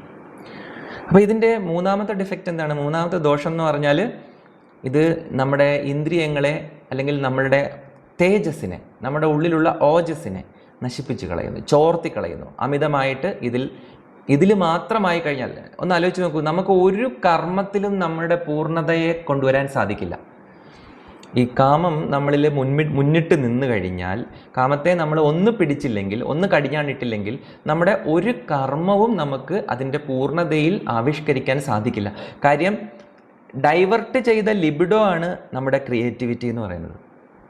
ലിബിഡോ അല്ലെങ്കിൽ കാമം എന്ന് പറയുന്നത് അത് നമ്മൾ ചാനലൈസ് ചെയ്താണ് നമ്മുടെ കർമ്മങ്ങളിലേക്ക് കൊണ്ടുവരേണ്ടത്. നല്ല ലിബിഡോ ഉള്ള ആളായിരിക്കും നല്ലൊരു ലീഡർ. അങ്ങനെ ഒരു ഒബ്സർവേഷൻ ഉണ്ട്. നല്ല ലീഡർ എന്ന് പറയുന്നത് നല്ല ലിബിഡോ ഉള്ളവരായിരിക്കും. ലീഡർഷിപ്പ് ക്വാളിറ്റിയും ലിബിഡോയും തമ്മിലൊരു ബന്ധമുണ്ട്. അവർക്ക് നല്ല ഊർജ്ജം ഉണ്ടാവും. പക്ഷേ ഇതിനെ ടൈം ചെയ്താലേ കിട്ടുള്ളൂ. ഇതിനെ തൽക്കാലത്തേക്കെങ്കിലും ഒന്ന് നമുക്ക് പിടിച്ചു നിർത്തിയാലേ ഇതിനെ നമുക്ക് ചാനലൈസ് ചെയ്യാൻ പറ്റുള്ളൂ. അതാണ് നമ്മൾ മനസ്സിലാക്കേണ്ടത്. ഇത് മൂന്നാമത്തെ ദോഷം. നാലാമത്തെ ദോഷം എന്താണ്? നാലാമത്തെ ദോഷം കൃഷ്ണൻ ഭഗവാൻ പറയുന്നുണ്ട്. എന്താണ് പറയുന്നത്? ദുഷ്പൂരേണ അനലേന ച. അതായത് ഇത് വളരെ ബുദ്ധിമുട്ടാണ് ഇതിനെ നിയന്ത്രിക്കുക. ഇത് തീ പോലെയാണ്. തീയെ നമുക്ക് തീ വെച്ച് കളിക്കാൻ പറ്റില്ല. നമ്മളൊരു ചെറിയ ഇല കിടന്ന് കത്തുന്നതായിരിക്കും നമ്മൾ കാണുന്നത്. നമ്മൾ അതിനെ ശ്രദ്ധിച്ചില്ലെങ്കിൽ പിന്നീട് കാണുന്നത് ഒരു കാട്ടുതീയായിരിക്കും. എങ്ങനെയാണ് കാട്ടുതീ ഉണ്ടാകുന്നത്? കാട്ടുതീ അങ്ങനെ തന്നെയല്ല ഉണ്ടാകുന്നത്. ആദ്യം ഒരു ഇല കത്തും, പിന്നെ ഒരു ചെടി കത്തും, പിന്നെ ഒരു കുറ്റിക്കാട് കത്തും, പിന്നെ ഒരു കാട് നിന്ന് കത്തും. ഇങ്ങനെയാണ് കാമം. നമ്മളതിനെ ശ്രദ്ധിച്ചില്ലെങ്കിൽ ആദ്യം അത് ഇലയായി കത്തി, ചെടിയായി കത്തി, കുറ്റിക്കാടായി കത്തി, പിന്നെ കാട് തന്നെ നിന്ന് കത്തും. ഒന്നും ചെയ്യാൻ പറ്റില്ല. ഒരു ഇലയായിട്ട് കത്തുമ്പോഴോ ഒരു ചെടിയായിട്ട് കത്തുമ്പോഴോ അത് നിയന്ത്രണ വിധേയമാണ്. അതല്ലെങ്കിൽ അത് കഴിഞ്ഞു കഴിഞ്ഞാൽ, ആ സ്റ്റേജ് കഴിഞ്ഞു കഴിഞ്ഞാൽ പിന്നെ അത് നമ്മളെ നിയന്ത്രിക്കുന്ന അവസ്ഥ വരും. അപ്പോൾ ഇത് അതിൻ്റെ മറ്റൊരു ദോഷമാണ്. നിയന്ത്രിക്കാൻ വളരെ ബുദ്ധിമുട്ടാണ്. ഇത് നമ്മൾ അഴിച്ചു വിട്ട് കഴിഞ്ഞാൽ തിരിച്ച് പിടിച്ച് കെട്ടുക എന്ന് പറയുന്നത് വളരെ ദുഷ്കരമാണ്. എന്നാൽ അതിനെ അഴിച്ചു വിടാൻ പറ്റുമോ? അഴിച്ചു വിട്ടാൽ നമ്മുടെ ഒരു 10-70-80 കൊല്ലമല്ലേ നമ്മുടെ കയ്യിലുള്ളൂ, അതങ്ങോട്ട് പോയി കിട്ടും. നമ്മൾ ഇതിൻ്റെ പിന്നാലെ പാഞ്ഞുകൊണ്ടേയിരിക്കും. എല്ലാ പ്രായത്തിലും ഇത് നമ്മളെ മോഹിപ്പിച്ചുകൊണ്ടിരിക്കും. ഇനി 5ാമത്തെ ദോഷം എന്ന് പറയുന്നത് നമ്മൾ ഇതിൻ്റെ അടിമയായി മാറും. ഇത് ഞാൻ നേരത്തെ പറഞ്ഞതിൻ്റെ കണ്ടിന്യൂഷനാണ്. നമ്മൾ ഇതിനെ ഭോഗിക്കുന്നതിന് പകരം ഭോഗം നമ്മളെ ഭോഗിക്കും. ആദ്യം നമ്മൾ മദ്യത്തെ സേവിക്കും, പിന്നീട് മദ്യം നമ്മളെ സേവിക്കുമെന്നൊരു ചൊല്ലുണ്ട്. അതുപോലെയാണ് ഭോഗങ്ങളും. ആദ്യം നമ്മളായിട്ട് തുടങ്ങും, പിന്നെ നമുക്കത് നിർത്താൻ പറ്റില്ല. പിന്നെ നമ്മളെ ആ ഭോഗമായിരിക്കും നമ്മളെ നിയന്ത്രിച്ചു കൊണ്ടുപോകുക. നമ്മളെ എൻസ്ലേവ് ചെയ്യുന്നു. ഇതൊരു ദോഷമാണ്. ഇതൊക്കെ അതിൻ്റെ ദോഷമാണ്. 6ാമെന്ന് വെച്ചാൽ കർണനെ പോലെ ആയിത്തീരും നമ്മൾ. കർണന് കാമമുണ്ടെന്നല്ല പറഞ്ഞത്. കർണൻ്റെ പ്രത്യേകത എന്താണെന്ന് വെച്ചാൽ ആവശ്യ സമയത്ത് ഒന്നും ഓർമ്മ വരില്ല. അതാണ് കർണൻ്റെ സിൻഡ്രോം. വേണമെങ്കിൽ നമുക്കതിനെ അങ്ങനെ വിളിക്കാം. മഹാഭാരതത്തിലെ ഏറ്റവും ഉജ്ജ്വലനായ കഥാപാത്രമാണ് കർണൻ. അർജുനനേക്കാൾ മുമ്പിൽ നിൽക്കുന്ന വില്ലാളി വീരനാണ് കർണൻ. പക്ഷെ കർണൻ തോറ്റുപോയി. എന്തുകൊണ്ട് തോറ്റുപോയി? സമയത്ത് അദ്ദേഹത്തിന് താൻ പഠിച്ചതിനെ ഓർത്തെടുക്കാൻ സാധിച്ചില്ല. ആ സമയത്ത് നമുക്കതിനെ പുറത്തെടുക്കാൻ, നമ്മൾ എന്താണോ പഠിച്ചത് അത് പുറത്തേക്ക് വന്നില്ല. കാമത്തിന് ഇങ്ങനൊരു പ്രശ്നമുണ്ട്. കാമം നമ്മളെ മൂടിയിരിക്കുമ്പോൾ നമ്മുടെ ജ്ഞാനം ആവരണം ചെയ്യപ്പെട്ടു പോകും. അതും ഭഗവത്ഗീതയിൽ അത് വിശദമായിട്ട് പറയുന്നുണ്ട്. 3-ാം അധ്യായം എടുത്ത് വായിച്ചാൽ നമുക്ക് കാണാൻ പറ്റും. ജ്ഞാനത്തെ കാമം ചാരം പോലെ വന്ന് മൂടിക്കളയും. അപ്പം നമുക്ക് വേണ്ടത് വേണ്ട സമയത്ത് തോന്നില്ല. ചില കാര്യങ്ങൾ ഏത് സമയത്താണോ ചെയ്യേണ്ടത് അത് കഴിഞ്ഞിട്ടായിരിക്കും നമ്മുടെ മനസ്സിലേക്ക് വരിക. അങ്ങനെ എപ്പോഴെങ്കിലും നിങ്ങൾക്ക് അനുഭവപ്പെട്ടിട്ടുണ്ടെങ്കിൽ ഓർത്തോളൂ, ഒരല്പം നിയന്ത്രണ വിധേയമാകേണ്ട ചില വികാരങ്ങൾ നമ്മുടെ ഉള്ളിലുണ്ട്. കാര്യം നമുക്കറിയാം ഒരു പ്രശ്നത്തിൻ്റെ പരിഹാരം എന്താണെന്ന് നമുക്കറിയാം, അല്ലെങ്കിൽ ഒരു സമയത്ത് എന്താണ് ചെയ്യേണ്ടതെന്ന് നമുക്കറിയാം. പക്ഷെ അത് ഒരു വൈകി കിട്ടിയ എഴുത്തുപോലെയാണ് ആ ആശയം നമ്മുടെ ഉള്ളിലേക്ക് വരുന്നത്. അതായത് തത്സമയം കഴിഞ്ഞിട്ട് പിന്നീടാണ് നമ്മൾ ചിന്തിക്കുന്നത്, അന്ന് അങ്ങനെ ചെയ്താൽ മതിയായിരുന്നു എന്ന് നമ്മൾ ചിന്തിക്കും. കാര്യം ആ സമയത്ത് ഈ ബുദ്ധി എനിക്ക് വന്നില്ല. എന്തുകൊണ്ടാണ് വരാത്തത്? അത് ഇതിൻ്റെ ഒരു ലക്ഷണമായിട്ട് എടുക്കാം. ലസ്റ്റ് നമ്മളെ ഭരിക്കുന്നതിൻ്റെ ഒരു ലക്ഷണമാണത്. ലസ്റ്റിനെ നമ്മൾ നിയന്ത്രണ വിധേയമാക്കി വെച്ചാൽ വേണ്ടത് വേണ്ട സമയത്ത് തോന്നും. ഇനി ഇതിൻ്റെ ഒരു ഫൈനൽ പ്രോബ്ലം എന്ന് പറയുന്നത്, സാധാരണ ഒരു പ്ലഷർ എന്ന് പറഞ്ഞാൽ 1-2 ഇന്ദ്രിയങ്ങളെ മാത്രമേ ഒരേ സമയം പ്ലീസ് ചെയ്യുള്ളൂ. ഒരു സാധാരണ ഒരു ഭക്ഷണം കഴിക്കുന്നു അല്ലേ, അത് പ്രധാനമായിട്ട് നാവിനെയാണ് രുചിപ്പിക്കുക. പക്ഷെ ലസ്റ്റ് എന്ന് പറയുന്നത്, കാമമെന്ന് പറയുന്നത് നമ്മുടെ സകല ഇന്ദ്രിയങ്ങളെയും മനസ്സിനെയും ഒരേ സമയം രമിപ്പിക്കുന്നു. ഇതിലും വലിയൊരു പ്ലഷർ ഇല്ല.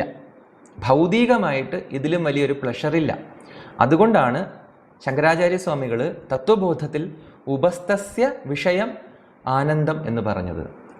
ഉപസ്ഥത്തിൻ്റെ എന്നുവെച്ചാൽ നമ്മുടെ നാഭീദേശത്തിൻ്റെ വിഷയം എന്ന് പറയുന്നത് ആനന്ദമാണ്. അതിന് 2 അർത്ഥമുണ്ട്.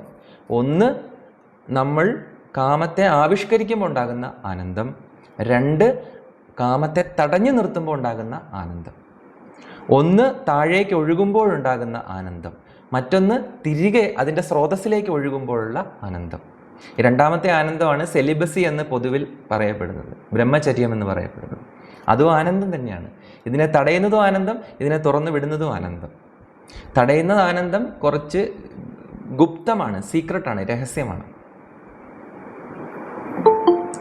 ഏതായാലും അങ്ങനെ ഒന്നുണ്ട്. പക്ഷേ ഇന്ന് ഭൗതികമായിട്ട് മനുഷ്യൻ അനുഭവിക്കുന്ന ഏറ്റവും വലിയ സുഖമെന്ന് പറയുന്നത്, എന്നുവെച്ചാൽ ശാരീരികമായ സുഖമെന്ന് പറയുന്നത്, സകല ഇന്ദ്രിയങ്ങളെയും ഒരുമിപ്പിച്ച് രമിപ്പിച്ചുകൊണ്ടിരിക്കുന്ന ഈ ലസ്റ്റ് തന്നെയാണ്.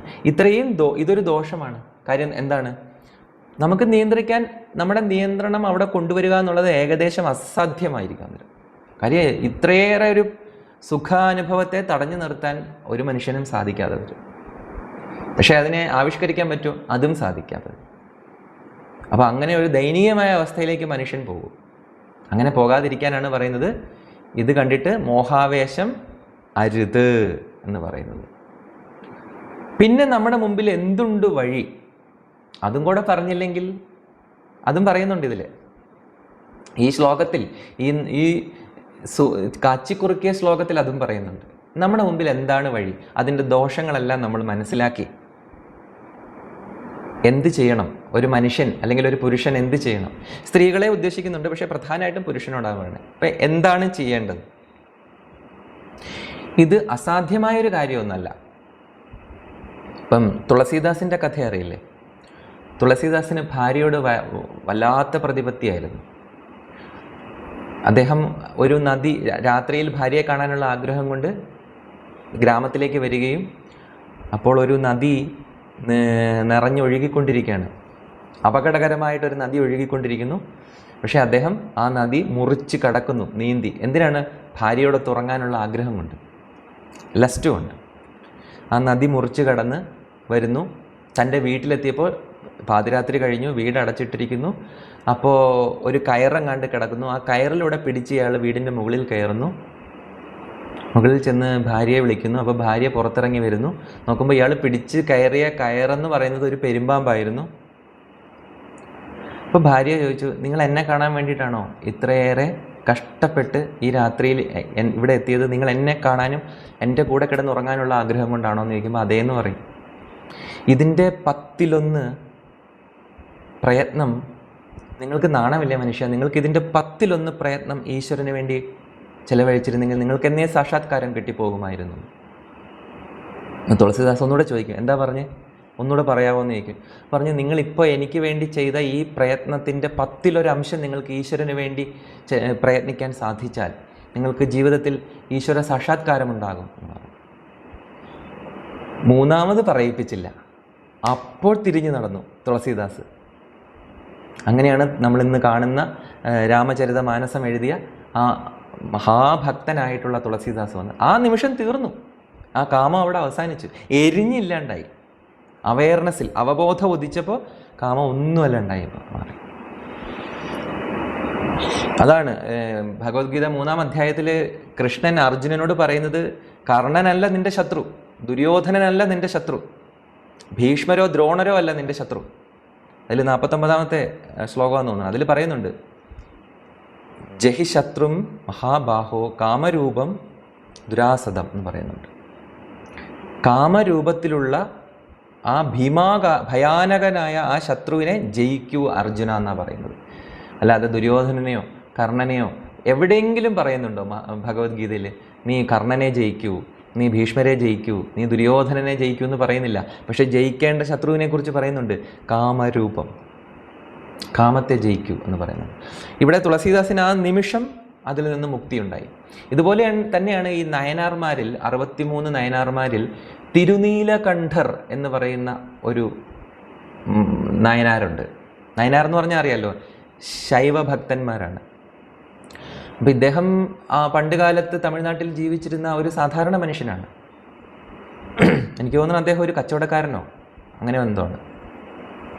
അദ്ദേഹവും ഭാര്യയുമായിട്ട് ജീവിക്കുമ്പോൾ ഇദ്ദേഹം ഒരു ഈശ്വര ഭക്തനാണ്.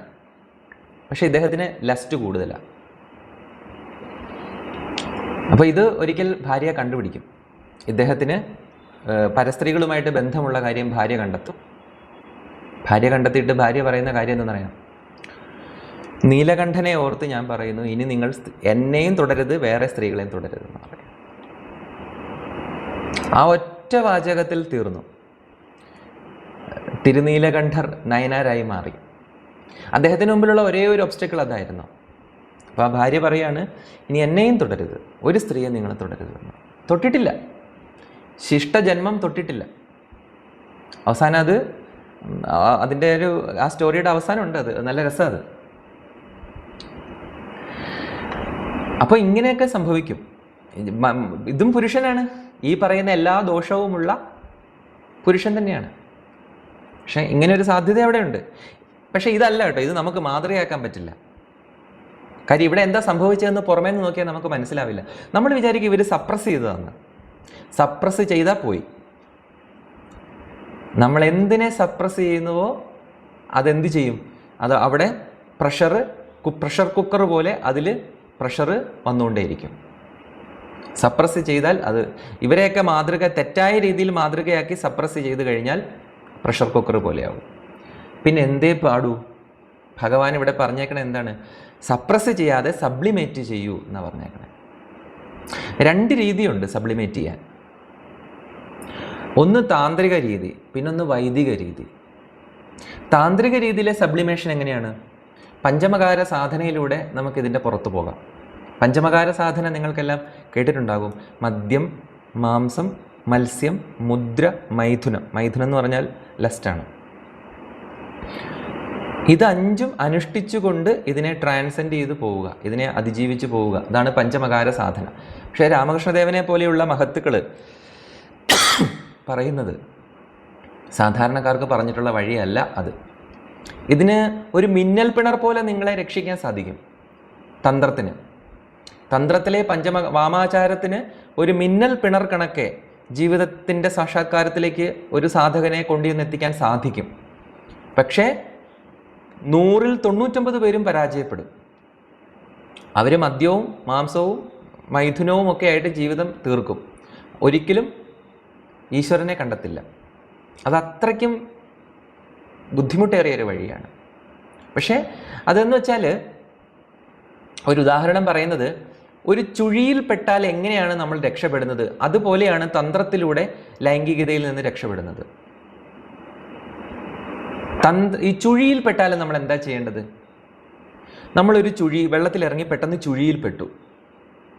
ആ ചുഴിയിൽ നിന്ന് രക്ഷപ്പെടാൻ നമ്മൾ ചുഴിയുടെ വട്ടത്തിൽ നിന്ന് പുറത്തേക്ക് കടക്കാൻ ശ്രമിച്ചാൽ നമ്മൾ തോറ്റുപോകും. നല്ല ചുഴിയാണെങ്കിൽ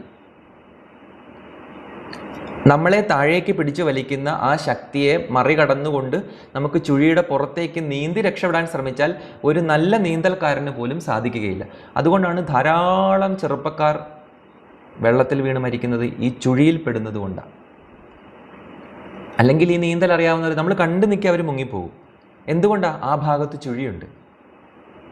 സാധാരണ വെള്ളത്തിൽ അവർ നന്നായിട്ട് നീന്തും.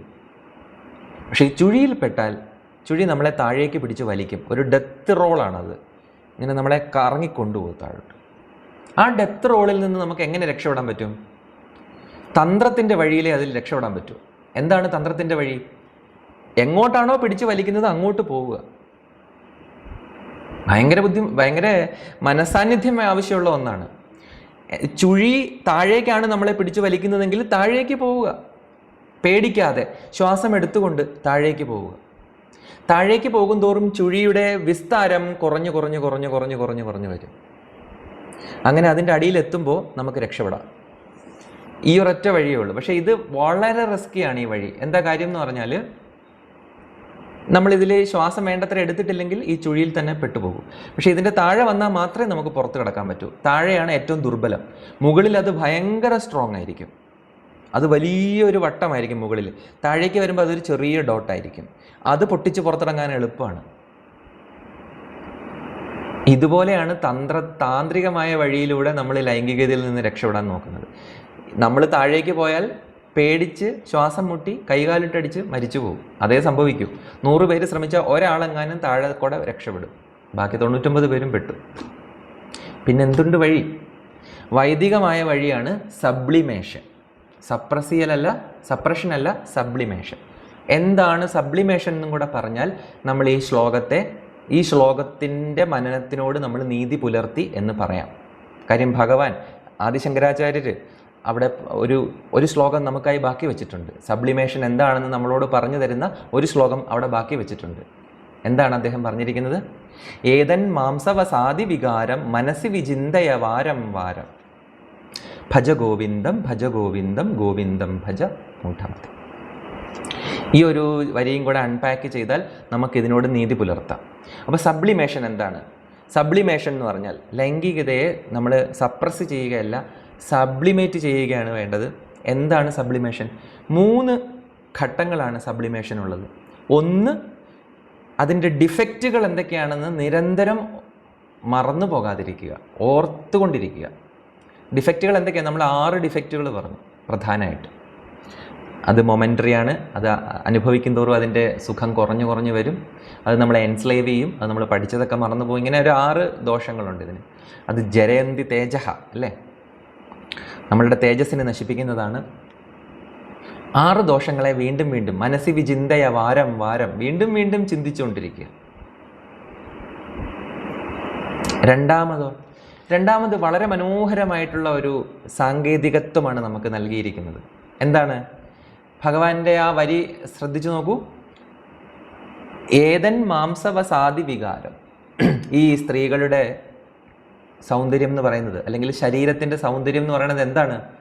മാംസവും വസാദി വികാരങ്ങളുമാണ്. എന്താ വസാദി എന്ന് പറഞ്ഞാൽ? അതിൻ്റെ കൊഴുപ്പും മാംസവും ചേർന്ന ഒരു മോഡിഫിക്കേഷനാണ് നിങ്ങൾ കാണുന്നത്. ഇത് മനസ്സിൽ വീണ്ടും വീണ്ടും ചിന്തിക്കുക. ശ്രദ്ധിച്ചോ, ഇവിടെ എങ്ങനെയാണ് നോക്കേണ്ടതെന്നാണ് പറഞ്ഞു തരുന്നത്. ഒരു ദൃശ്യത്തിലേക്ക് എങ്ങനെയാണ് നോക്കേണ്ടത് എന്നാ പറഞ്ഞു തരുന്നത്. ഇതിനെ മാംസമായിട്ടും കൊഴുപ്പായിട്ടും മാറ്റുക. നിങ്ങൾ കാണുന്ന ഈ മനോഹര ദൃശ്യമുണ്ടല്ലോ, നിങ്ങൾ കാണുന്ന നമ്മളെ പിടിച്ചിരുത്തുന്ന, നമ്മളെ വീണ്ടും വീണ്ടും ആകർഷിക്കുന്ന, വീണ്ടും വീണ്ടും നോക്കാൻ പ്രേരിപ്പിക്കുന്ന ആ നിമ്നവും ഉന്നതവുമായ ആ ഘടനയുണ്ടല്ലോ, അതിൻ്റെ റൂട്ടിലേക്ക് വരിക. റൂട്ടിൽ അതെന്താണ്? മാംസവും കൊഴുപ്പുമാണ്. ഇതാണ് യുക്തിവിചാരം എന്ന് പറയുന്നത്. യുക്തിവിചാരം എന്ന് പറഞ്ഞാൽ ഒരു പ്രതിഭാസത്തിൻ്റെ കാരണത്തിലേക്ക് പോവുക. അതിൻ്റെ ആവിഷ്കാരത്തെ മാറ്റിവെച്ചിട്ട് അതിൻ്റെ കാരണം അന്വേഷിച്ച് പോകുന്നതിനാണ് യുക്തിവിചാരം എന്ന് പറയുന്നത്. റാഷണലൈസ് ചെയ്യുക എന്ന് പറയും. ഇവിടെ ഒരു ദൃശ്യത്തെ, ശരീരത്തെ അതിൻ്റെ മാംസവും കൊഴുപ്പും അതിൻ്റെ അടിസ്ഥാന ഘടകങ്ങളായിട്ട് വേർതിരിച്ച് കാണുന്നു, കാരണമായിട്ട് കാണുന്നു. അതായത് don't see the form but the substance എന്ന് പറയാം. നിങ്ങൾ അതിൻ്റെ ഫോമിൽ കുടുങ്ങിപ്പോകാതെ ആ സബ്സ്റ്റൻസ് എന്താണെന്ന് ആദ്യം നോക്ക്. ഇതാണ് ഭഗവാൻ പറയുന്നത്. ഇത് 2 രീതിയിൽ നമുക്കൊരു കാര്യത്തെ കാണാം. ഒന്ന്, അതിൻ്റെ റൂട്ടിലേക്ക് നോക്കി അതിനെ കാണാം. അതല്ലെങ്കിൽ അതിൻ്റെ എക്സ്പ്രഷനിലേക്ക് നോക്കി അതിനെ കാണാം. എവിടെ എന്ത് ഉപയോഗിക്കണമെന്നുള്ളതാണ് വിവേകം. ഇപ്പം ഒരു മനോഹരമായ പ്രതിമ കണ്ടാൽ ഒരിക്കലും അതിൻ്റെ റൂട്ടിലേക്ക് പോകരുത്. അത് വെറും കല്ലല്ലേ എന്ന് വിചാരിക്കരുത്. കല്ല് തന്നെ, പക്ഷെ അത് കല്ലാണെന്ന് വിചാരിച്ചു കഴിഞ്ഞാൽ അതിൻ്റെ മുഴുവൻ സൗന്ദര്യവും അതിൻ്റെ മുഴുവൻ പ്രഭാവവും നഷ്ടപ്പെടും. അവിടെ നമ്മൾ അതിൻ്റെ ആവിഷ്കാരത്തെയാണ് കാണേണ്ടത്. അവിടെ ഒരു കൃഷ്ണ വിഗ്രഹമാണ്, അല്ലെങ്കിൽ ഒരു ബുദ്ധ വിഗ്രഹമാണ്, അതും അല്ലെങ്കിൽ നൃത്തം ചെയ്യുന്നൊരു ശില്പമാണെങ്കിൽ ആ നർത്തനം മാത്രം കാണുക, ആ ധ്യാനം മാത്രം കാണുക, ആ പോസ്ചർ, ആ ഘടന മാത്രം കാണുക, ആ കല്ലാന്ന് വിചാരിക്കരുത്. അതേസമയം നമ്മളെ പിടിച്ച് തടവറയിലിടുന്ന ഒരു കാഴ്ചയാണെങ്കിൽ അതിൻ്റെ റൂട്ടിലേക്ക് പോവുക, അവിടെ യുക്തി കൊണ്ടുവരിക. മറ്റേത് സൗന്ദര്യബോധമാണ് പ്രവർത്തിച്ചത്, ഇവിടെ യുക്തിബോധമാണ് പ്രവർത്തിക്കേണ്ടത്.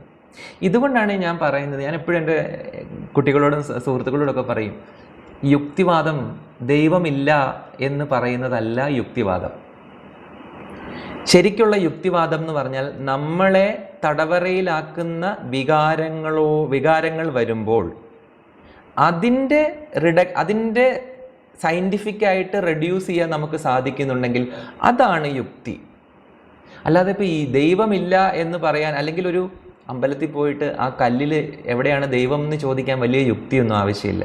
അവിടെ യുക്തി അല്ല ഉപയോഗിക്കേണ്ടത്, അവിടെ ഭക്തിയാണ് ഉപയോഗിക്കേണ്ടത്. ഭക്തിയോടുകൂടി ആ കല്ലിലേക്ക് നോക്കിയാൽ കാണാം ദൈവത്തെ. യുക്തിയോടുകൂടി അല്ല നോക്കേണ്ടത്, യുക്തി അവിടെ അല്ല പ്രയോഗിക്കേണ്ടത്. യുക്തി പ്രയോഗിക്കേണ്ടത് 4 വികാരങ്ങൾ വരുമ്പോഴാണ് യുക്തി. 1 ഭയം, 2 കാമം, 3 ക്രോധം, 4 ശോകം. ഈ 4 ഇമോഷൻസ് വരുമ്പോഴാണ് നിങ്ങൾ യുക്തിവാദിയാകേണ്ടത്. ഏതൊക്കെയാണ്? ഭയം, കാമം, ക്രോധം, ശോകം. ഈ 4 വികാരങ്ങൾ വരുമ്പോൾ യുക്തി കൊണ്ടുവരൂ. ഇപ്പം ഭയം വന്നാൽ അവിടെ എങ്ങനെയാണ് യുക്തി പ്രവർത്തിക്കുന്നത്? ഈ ലോകത്തെ ഒന്നും ഭയമില്ലാത്തവരല്ല. ഭയമുള്ളപ്പോഴും മുമ്പോട്ട് പോകാൻ തീരുമാനിച്ചവരാണ് ധീരന്മാരാകുന്നത്. ദൂരെ ഒരു കയറ് കിടക്കുന്നത് കണ്ട് പാമ്പാണെന്ന് ധരിച്ച് ഭയമുണ്ടായി കഴിഞ്ഞാൽ നമ്മൾ അതിൽ നിന്ന് എങ്ങനെ മുക്തരാകും? മുമ്പോട്ട് പോവുക, അടുത്ത് ചെന്ന് നോക്കുക. പാമ്പല്ലാന്ന് കണ്ടാൽ നമ്മൾ രക്ഷപ്പെട്ടു, പാമ്പാണെന്ന് കണ്ടാൽ പിന്നെ മാറിപ്പോകാം. അപ്പം ഭയം തോന്നിക്കഴിഞ്ഞാൽ ക്ലോസ് ഇൻവെസ്റ്റിഗേഷനാണ് വേണ്ടത്. എന്തിനെയാണോ ഭയം അതിനെ ഫേസ് ചെയ്യണം. എവിടെയാണോ ഭയം വന്നിരിക്കുന്നത് അതിനെ തന്നെ ഫേസ് ചെയ്യണം. കാര്യം ഭയത്തിന് എവിടെയൊക്കെ നമുക്ക് ഭയമുണ്ടോ അവിടെയൊക്കെ നമ്മുടെ ആത്മാവിഷ്കാരം ഉണ്ടെന്ന് പറയപ്പെടുന്നു. അവിടെയെല്ലാം നമ്മളുടെ എന്തോ ഒരു ആത്മാവിഷ്കാരം ഒളിഞ്ഞിരിപ്പുണ്ട്. നമ്മൾ എന്തിനെയാണോ ഭയപ്പെടുന്നത്. ഇപ്പം നിങ്ങൾക്ക് ഫോർ എക്സാമ്പിൾ നിങ്ങൾക്ക് സ്റ്റേജ് ഫിയർ ഉണ്ടെങ്കിൽ ഉറപ്പായും ഒരുപക്ഷെ സ്റ്റേജിൽ നിങ്ങൾക്ക് എന്തെങ്കിലും ആവിഷ്കരിക്കാനുണ്ടാവും. ഞാനൊരു ഉദാഹരണം പറഞ്ഞു എന്നേ ഉള്ളൂ. അപ്പോൾ ഭയം വരുമ്പോൾ എന്ത് ചെയ്യണം? യുക്തി കൊണ്ടുവരണം. കാമം വരുമ്പോൾ ആചാര്യസ്വാമികൾ പറഞ്ഞ പോലെ അതെല്ലാം എന്താണ്? മാംസവും കൊഴുപ്പുമാണെന്ന് അറിയണം. അവിടെയും യുക്തി കൊണ്ടുവരണം. പിന്നെ ക്രോധം, ദേഷ്യം വരുമ്പോൾ യുക്തി കൊണ്ടുവരണം. കാര്യം കുറച്ച് കഴിഞ്ഞാൽ ഞാൻ റിഗ്രറ്റ് ചെയ്യുന്ന ഒരു പ്രവൃത്തിയിലേക്ക് പോകുന്നെങ്കിൽ അതിപ്പോൾ തന്നെ നിർത്തണം. ഇതാണ് യുക്തി. എനിക്കിപ്പോൾ ദേഷ്യം വന്നു, ഞാൻ ചില വാക്കുകൾ എൻ്റെ ഉള്ളിൽ നിന്ന് പുറത്തു വന്നു, ചില പ്രവൃത്തി എന്നിൽ നിന്ന് അറിയാതെ വന്നു. ഇത് പിന്നീട് ഞാൻ അതിനെക്കുറിച്ച് ഓർത്ത് പശ്ചാത്തപിക്കുമെങ്കിൽ ഇപ്പോൾ തന്നെ ഞാനത് സ്റ്റോപ്പ് ചെയ്യണം. ഇതാണ് യുക്തി. 4 ദുഃഖം വന്നാൽ അത് ഉറപ്പായും യുക്തി വിചാരം ചെയ്തിരിക്കണം. ദുഃഖം വന്നാൽ ദുഃഖിക്കുകയല്ല, ദുഃഖിക്കണം, പക്ഷേ അതിനോടൊപ്പം യുക്തി വിചാരം ചെയ്തുകൊണ്ടേയിരിക്കണം. ഈ ലോകം ദുഃഖമല്ല എന്ന് നമ്മളോട് ആരും പറഞ്ഞിട്ടില്ലല്ലോ, അല്ലേ? നമുക്ക് ദുഃഖാനുഭവങ്ങൾ വരുമ്പോൾ നമുക്ക് തിരിച്ചു ചോദിക്കാം, ഈ ലോകം സുഖമാണെന്ന് ഞാൻ എപ്പോഴെങ്കിലും നിങ്ങളോട് പറഞ്ഞിട്ടുണ്ടോ? ഏതെങ്കിലും ഒരു ദൈവം നമ്മളോട് പറഞ്ഞിട്ടുണ്ടോ ഈ ലോകം സുഖമാണെന്ന്? ത്രിമൂർത്തികൾ ആരെങ്കിലും പറഞ്ഞിട്ടുണ്ടോ? ബ്രഹ്മാവോ വിഷ്ണു മഹേശ്വരനോ പറഞ്ഞിട്ടുണ്ടോ? ആദിപരാശക്തി പറഞ്ഞിട്ടുണ്ടോ? കൃഷ്ണൻ പറഞ്ഞിട്ടുണ്ടോ? ബുദ്ധൻ പറഞ്ഞിട്ടുണ്ടോ? ബോധമുള്ള ആരെങ്കിലും പറഞ്ഞിട്ടുണ്ടോ ഈ ലോകം സുഖമായിരിക്കുമെന്ന്? അനിത്യമസുഖം ലോകം ഇമം പ്രാപ്യ ഭജസ്വമാം എന്നാണ് ആത്യന്തികമായ അവബോധത്തിൽ നിന്നുകൊണ്ട് ദൈവങ്ങൾ സംസാരിച്ചിട്ടുള്ളത്. ഈ ലോകം അനിത്യമാണ്, അസുഖമാണ്. സുഖം ഇവിടെ ഇല്ല. പിന്നെ എന്തേ ഉള്ളൂ? ഇതിൽ നിന്ന് ഇവിടെ വന്ന് ഭവിച്ച സ്ഥിതിക്ക് ഭജസ്വമാം. അപ്പോൾ ദുഃഖം വരുമ്പോൾ യുക്തി കൊണ്ടുവരണം, ഭയം വരുമ്പോൾ യുക്തി കൊണ്ടുവരണം, കാമവും ക്രോധവും വരുമ്പോൾ യുക്തി കൊണ്ടുവരണം. ദൈവം ഇല്ല എന്ന് യുക്തി കൊണ്ടുവന്ന് സ്ഥാപിച്ചിട്ട് ഒരു കാര്യവുമില്ല. നമുക്ക് നഷ്ടക്കച്ചവടമാണത്. ദൈവം, ഈശ്വരൻ എന്ന് പറയുന്ന ഒരു മഹത്തായ അനുഭൂതിയാണ്, ഒരു സൗന്ദര്യ അനുഭൂതിയാണ്, ലാവണ്യ അനുഭൂതിയാണ്, ബ്രഹ്മാനുഭൂതിയാണ്. ആ അനുഭൂതിയെ നമ്മളൊരു സൂര്യനെ നാണയം കൊണ്ട് മറയ്ക്കുന്നത് പോലെയാണത്. ചെറിയ യുക്തി കൊണ്ട്, ചെറിയൊരു നാണയം കൊണ്ട് എനിക്ക് സൂര്യനെ മറയ്ക്കാം. അതുപോലെ ചെറിയൊരു യുക്തി കൊണ്ട് എനിക്ക് ഈശ്വരാനുഭവത്തെ ഇല്ലാണ്ടാക്കി കളയാം. നഷ്ടം എനിക്ക് മാത്രം, നഷ്ടം മനുഷ്യ ജീവന് മാത്രം. ഈശ്വരനില്ല എന്നുള്ളിടത്തേക്ക് യുക്തി കൊണ്ടുവരരുത്. ഞാൻ എപ്പോഴും എൻ്റെ കുട്ടികളോടും സുഹൃത്തുക്കളോടും ഒക്കെ ഞാൻ പറയാറുള്ള കാര്യം, യുക്തി കൊണ്ടുവരേണ്ടത് നിങ്ങളുടെ ദുഃഖം വരുമ്പോൾ, നിങ്ങൾക്ക് ഭയം വരുമ്പോൾ, നിങ്ങൾക്ക് ദേഷ്യം വരുമ്പോൾ, നിങ്ങൾ കാമത്തിന് അടിമപ്പെടുമ്പോൾ, അപ്പോൾ യുക്തി കൊണ്ടുപോവാം. ആ യുക്തി പ്രവർത്തിക്കുന്നു എന്ന് നമുക്കൊന്ന് നോക്കാം. നമ്മുടെ ജീവിതത്തിലുണ്ടാകുന്ന മാനസിക പ്രശ്നങ്ങളെ, ഭയത്തെ, ദേഷ്യത്തെ, ലസ്റ്റിനെ, ഇതിനെയൊക്കെ നമുക്ക് യുക്തിപരമായി മറികടക്കാൻ സാധിച്ചാൽ നമ്മളൊരു യുക്തിവാദിയാണ്, ശരിയായ അർത്ഥത്തിൽ യുക്തിവാദിയാണ്. അപ്പം യുക്തി, ഈ വിശ്വാസികളൊക്കെ യുക്തിയില്ലാത്തവരാണെന്നൊക്കെ ധരിച്ചു പോയാൽ തീർന്നു. എവിടെ വിശ്വസിക്കണം, എവിടെ യുക്തി ഉപയോഗിക്കണം എന്നിടത്താണ് കാര്യം ഇരിക്കുന്നത്. അല്ലാണ്ട് ഇത് കണ്ണു അടച്ച് എല്ലായിടത്തും കൊണ്ടുവന്ന് അപ്ലൈ ചെയ്യാനുള്ളതല്ലത്. എവിടെയാണ് നമ്മൾ അന്ധവിശ്വാസി ആയിരിക്കേണ്ടത്, എവിടെയാണ് നമ്മൾ യുക്തിവാദി ആയിരിക്കേണ്ടത്, അത് നമ്മൾ തിരിച്ചറിയണം. കാര്യം ഇത് രണ്ടും നമ്മുടെ ഫാക്കൽറ്റിയാണ്. ഞാൻ സ്നേഹിക്കുന്ന മനുഷ്യൻ്റെ മുമ്പിൽ അന്ധനായി അയാളെ വിശ്വസിക്കുന്നതാണ് ആനന്ദം. സ്നേഹിക്കുന്ന വ്യക്തിയെ സംശയിച്ചുകൊണ്ട് സ്നേഹിച്ചാൽ വല്ല സുഖവും കിട്ടുമോ? ഉള്ള ഉറക്കം പോയി കിട്ടും. സ്നേഹിക്കുമ്പോൾ അന്ധമായിരിക്കണം, ഈശ്വരനെ വിശ്വസിക്കുമ്പോൾ ബ്ലൈൻഡ് ആയിരിക്കണം. അത് അപ്പോഴേ ട്രസ്റ്റ് വരുള്ളൂ. അമ്മയുടെ കയ്യിലിരിക്കുന്ന കുഞ്ഞ് അമ്മയെ സംശയിച്ചാൽ അമ്മയുടെ കയ്യിലിരുന്ന് അതിന് ഉറങ്ങാൻ പറ്റുമോ? പറ്റില്ല. പക്ഷെ കുട്ടി സംശയിക്കില്ല, അത് വേറെ കാര്യം. അമ്മയുടെ കയ്യിലിരിക്കുമ്പോൾ ഈ അമ്മയുടെ കൈയെങ്ങാനും ഊർന്നു പോയാൽ എൻ്റെ കാര്യം തീർന്നു എന്ന് വിചാരിച്ചാൽ ലോകത്തൊരു കുഞ്ഞിനും ഉറങ്ങാൻ പറ്റില്ല. അല്ലെങ്കിൽ തൊട്ടിലിൽ കിടക്കുമ്പോൾ ഈ കയറ് പൊട്ടിയ ഞാൻ താഴെ വീണ് നടുവൊടിയുമെന്ന് വിചാരിച്ചാൽ ഒരു കുഞ്ഞിനും ഉറങ്ങാൻ പറ്റില്ല. പക്ഷേ ലോകത്ത് ഒരു കുഞ്ഞും അമ്മയുടെ കയ്യിലിരുന്ന് അങ്ങനെ ഭയക്കുന്നില്ല. ഒരു കുഞ്ഞും തൊട്ടിലിൽ കിടന്ന് അങ്ങനെ ഭയക്കുന്നില്ല. തൊട്ടിലിൽ നിന്ന് കൈവിട്ട് വീണാൽ പോലും ആ കുട്ടിക്ക് വീണ്ടും ആ ഭയം വരില്ല. അതിൻ്റെ പേരാണ് ട്രസ്റ്റ്, വിശ്വാസം, സമർപ്പണം, സറണ്ടറിങ് എന്നൊക്കെ പറയും. അങ്ങനെ സമർപ്പിച്ച് വിശ്വസിച്ചാൽ മാത്രം അനുഭവിക്കാവുന്ന ചില ആനന്ദങ്ങളുണ്ട് ലോകത്ത്. അതുപോലെ യുക്തി കൊണ്ടുവന്നാൽ മാത്രം രക്ഷപ്പെട്ടു പോകുന്ന ചില തടവറകളും ഉണ്ട് ലോകത്ത്. അപ്പോൾ എവിടെ യുക്തി കൊണ്ടുവരണം, എവിടെ വിശ്വാസം കൊണ്ടുവരണം, എവിടെയാണ് ഞാൻ സമർപ്പിക്കേണ്ടത്, എവിടെയാണ് ഞാൻ ചോദ്യം ചെയ്യേണ്ടത്, എവിടെയാണ് ഞാൻ സ്കെപ്റ്റിക്കലാവേണ്ടത്, എവിടെയാണ് ഞാൻ ട്രസ്റ്റ് വർത്തി ആകേണ്ടത്. ഇതാണ് മനുഷ്യൻ. എനിക്കിതൊക്കെ മൈത്രേയനോടൊക്കെ പറയണമെന്നുണ്ട്, പക്ഷെ പുള്ളി അതൊന്നും മനസ്സിലാക്കില്ല. അതുപോട്ടെ. അപ്പോൾ ഇങ്ങനെയാണ് കാര്യങ്ങളുടെ കിടപ്പ് ഇങ്ങനെയാണ്. ഈ യുക്തിയും ഭക്തിയും എല്ലാം നമ്മുടെ കയ്യിലാണ്. അതിൻ്റെ ബട്ടൺസ്, അതിൻ്റെ സ്വിച്ച് നമ്മുടെ കയ്യിലാണ്. ആ രീതിയിലാണ് അത് ഉപയോഗിക്കേണ്ടത്. ഇനി സബ്ലിമേഷൻ ഒരു കാര്യം കൂടെ അവിടെ പറയുന്നുണ്ട്. എന്താണ് പറഞ്ഞിരിക്കുന്നത്? 3 കാര്യങ്ങളാണ് പറഞ്ഞിരിക്കുന്നത്. ഒന്ന്, ദോഷം എന്താണെന്ന് വിചാരിച്ചുകൊണ്ടിരിക്കുക. 2, അതിനെ റെഡ്യൂസ് ചെയ്യുക, സയൻറ്റിഫിക് റിഡക്ഷനിസം, അതിൻ്റെ യുക്തി വിചാരം ചെയ്യുക. 3, ഭജഗോവിന്ദം ഭജഗോവിന്ദം ഗോവിന്ദം ഭജമൂഢമതേ. ഈ 3 കാര്യങ്ങൾ ചെയ്താൽ നമ്മൾ സബ്ലിമേറ്റ് ചെയ്തു. ഈ 3 കാര്യങ്ങൾ ഒരേ സമയം സംഭവിക്കണം. നമ്മൾ അതിൻ്റെ ദോഷം എന്താണെന്ന് അറിയണം, അതിനെ യുക്തിഭദ്രമായി വിചിന്തനം ചെയ്യേണ്ടത് എങ്ങനെയാണെന്നറിയണം, അതോടൊപ്പം സമർപ്പിച്ച് ഈശ്വരനിൽ സമർപ്പിക്കണം നമ്മൾ അങ്ങോട്ട്. ഈ 3 പ്രതിഭാസങ്ങൾ നമ്മളിൽ ഒരുമിച്ച് സംഭവിച്ചാൽ നമ്മൾ സപ്രസ് ചെയ്യേണ്ടതിനെ സബ്ലിമേറ്റ് ചെയ്തു എന്നുറപ്പിക്കാം. അപ്പോൾ എന്തൊക്കെയാണ് നമ്മളിന്ന് ഡിസ്കസ് ചെയ്തത്? സത്യത്തിൻ്റെ മുഖം ആവരണം ചെയ്യപ്പെട്ടിരിക്കുന്ന 2 പാത്രങ്ങളെക്കുറിച്ചാണ് നമ്മൾ സംസാരിച്ചത്. ഏതൊക്കെയാണ് ആ 2 പാത്രം? അർത്ഥം, ധനം. അല്ലേ? ലോകത്ത് ധനമില്ലെങ്കിൽ ഒന്നും നടക്കില്ല. ഞാൻ കുട്ടികൾക്ക് ക്ലാസ് എടുക്കുമ്പോൾ അവരോട് പറയും, നിങ്ങൾ ധനവാന്മാരാവുക തന്നെ വേണം. എന്തിന് ധനവാന്മാരാകണം എന്നും കൂടെ പറഞ്ഞു കൊടുക്കണം. അല്ലാതെ വെറുതെ റിച്ച് ആവണം എന്ന് പറഞ്ഞു കൊടുക്കരുത്. ഇപ്പം ഞാനൊരു കുട്ടിയെ ഒരു വീട്ടിൽ പോയപ്പോൾ ആ വീട്ടുകാർ ആ കുട്ടിയെ മോൾഡ് ചെയ്യുന്നത് എങ്ങനെയാണെന്നറിയാമോ? വലുതാകുമ്പോൾ മൈക്രോസോഫ്റ്റിൻ്റെ സിഇഒയേക്കാൾ വലിയ ധനവാനാകണം എന്ന് മാത്രമേ പറയുന്നുള്ളൂ. ഇവൻ അത് അതേപടി വിശ്വസിച്ചിട്ട് അവൻ അതിനുവേണ്ടി ശ്രമിക്കുക. അവൻ എഴുതി വെച്ചിട്ടുണ്ട്, അവൻ്റെ മുറിയിൽ എഴുതി വെച്ചിട്ടുണ്ട്, ബിൽഗേറ്റ്സിനേക്കാൾ വലിയ റിച്ചായി ഞാൻ തീരുമെന്ന്. ഞാനത് കണ്ടതാണ്. 10ാം ക്ലാസ്സിലോ 8ാം ക്ലാസ്സിലോ കണ്ട് പഠിക്കുമ്പോൾ ആ കുട്ടിയുടെ മുറിയിൽ എഴുതി വെച്ചിട്ടുണ്ട്. ഇന്ന് ആ കുട്ടി ഏകദേശം ആ രീതിയിൽ തന്നെ പോയിക്കൊണ്ടിരിക്കുന്നത്. ഇതിൻ്റെ പ്രശ്നം എന്താണെന്നറിയാമോ? ഒരുമാതിരിപ്പെട്ടവർക്കൊന്നും എത്തിപ്പിടിക്കാത്ത ഉയരമാണത് ബിൽഗേറ്റ്സ് എന്ന് പറയുന്നത്. അപ്പോൾ ഇയാൾ എത്ര തന്നെ റിച്ച് ആയാലും ഇയാളുടെ ഉള്ളിലൊരു ചെറിയ ഇച്ഛാഭംഗം ഉണ്ടാകും, ഞാൻ ബിൽഗേറ്റ്സിൻ്റെ അത്ര ആയില്ലല്ലോ എന്ന്. അപ്പോൾ ഇയാളുടെ നോട്ടം എപ്പോഴും മുകളിലേക്കായിരിക്കും. അങ്ങനെ മുകളിലേക്ക് നോക്കിയാലുള്ള പ്രശ്നം, ഇയാൾക്ക് കയ്യിലുള്ളതിനെ ആസ്വദിക്കാനേ പറ്റാണ്ട് വരും. അതുകൊണ്ട് റിച്ച് ആവണമെന്ന് പറയുന്നതിനോടൊപ്പം തന്നെ ഒരു വൈ വേണം. വൈ ഇല്ലെങ്കിൽ തീർന്നു. ഹൗ, എങ്ങനെ റിച്ച് ആകാം എന്ന് പറഞ്ഞു കൊടുത്തു. എന്തുകൊണ്ട് റിച്ച് ആവണം എന്ന് പറഞ്ഞു കൊടുത്തില്ലെങ്കിൽ തീർന്നു. എന്തുകൊണ്ട് റിച്ച് ആവണം? സത്യം പറഞ്ഞാൽ ലോകത്ത് കഷ്ടപ്പെടുന്ന മനുഷ്യരെ കാണുമ്പോഴാണ് നമ്മളൊക്കെ ദരിദ്രരാണെന്ന് ഓർക്കുന്നത്. ഉള്ള കാര്യം പറയാം. ലോകത്ത് കഷ്ടപ്പെടുന്ന മനുഷ്യർ, പണമില്ലാത്തത് കൊണ്ട് ആത്മഹത്യ ചെയ്യേണ്ടി വരുന്ന കുട്ടികൾ, പഠിക്കാൻ പറ്റാതെ പോകുന്നവർ, വീട് മുമ്പോട്ട് കൊണ്ടുപോകാൻ പറ്റാത്തവർ, ഇവരെയൊക്കെ കാണുമ്പോഴാണ് ഇവരെ ഒന്ന് സഹായിക്കാനുള്ള ധനസ്ഥിതി നമുക്കില്ലല്ലോ എന്നൊരു വല്ലാത്തൊരു ഭാരം നമ്മളിലേക്ക് വരും.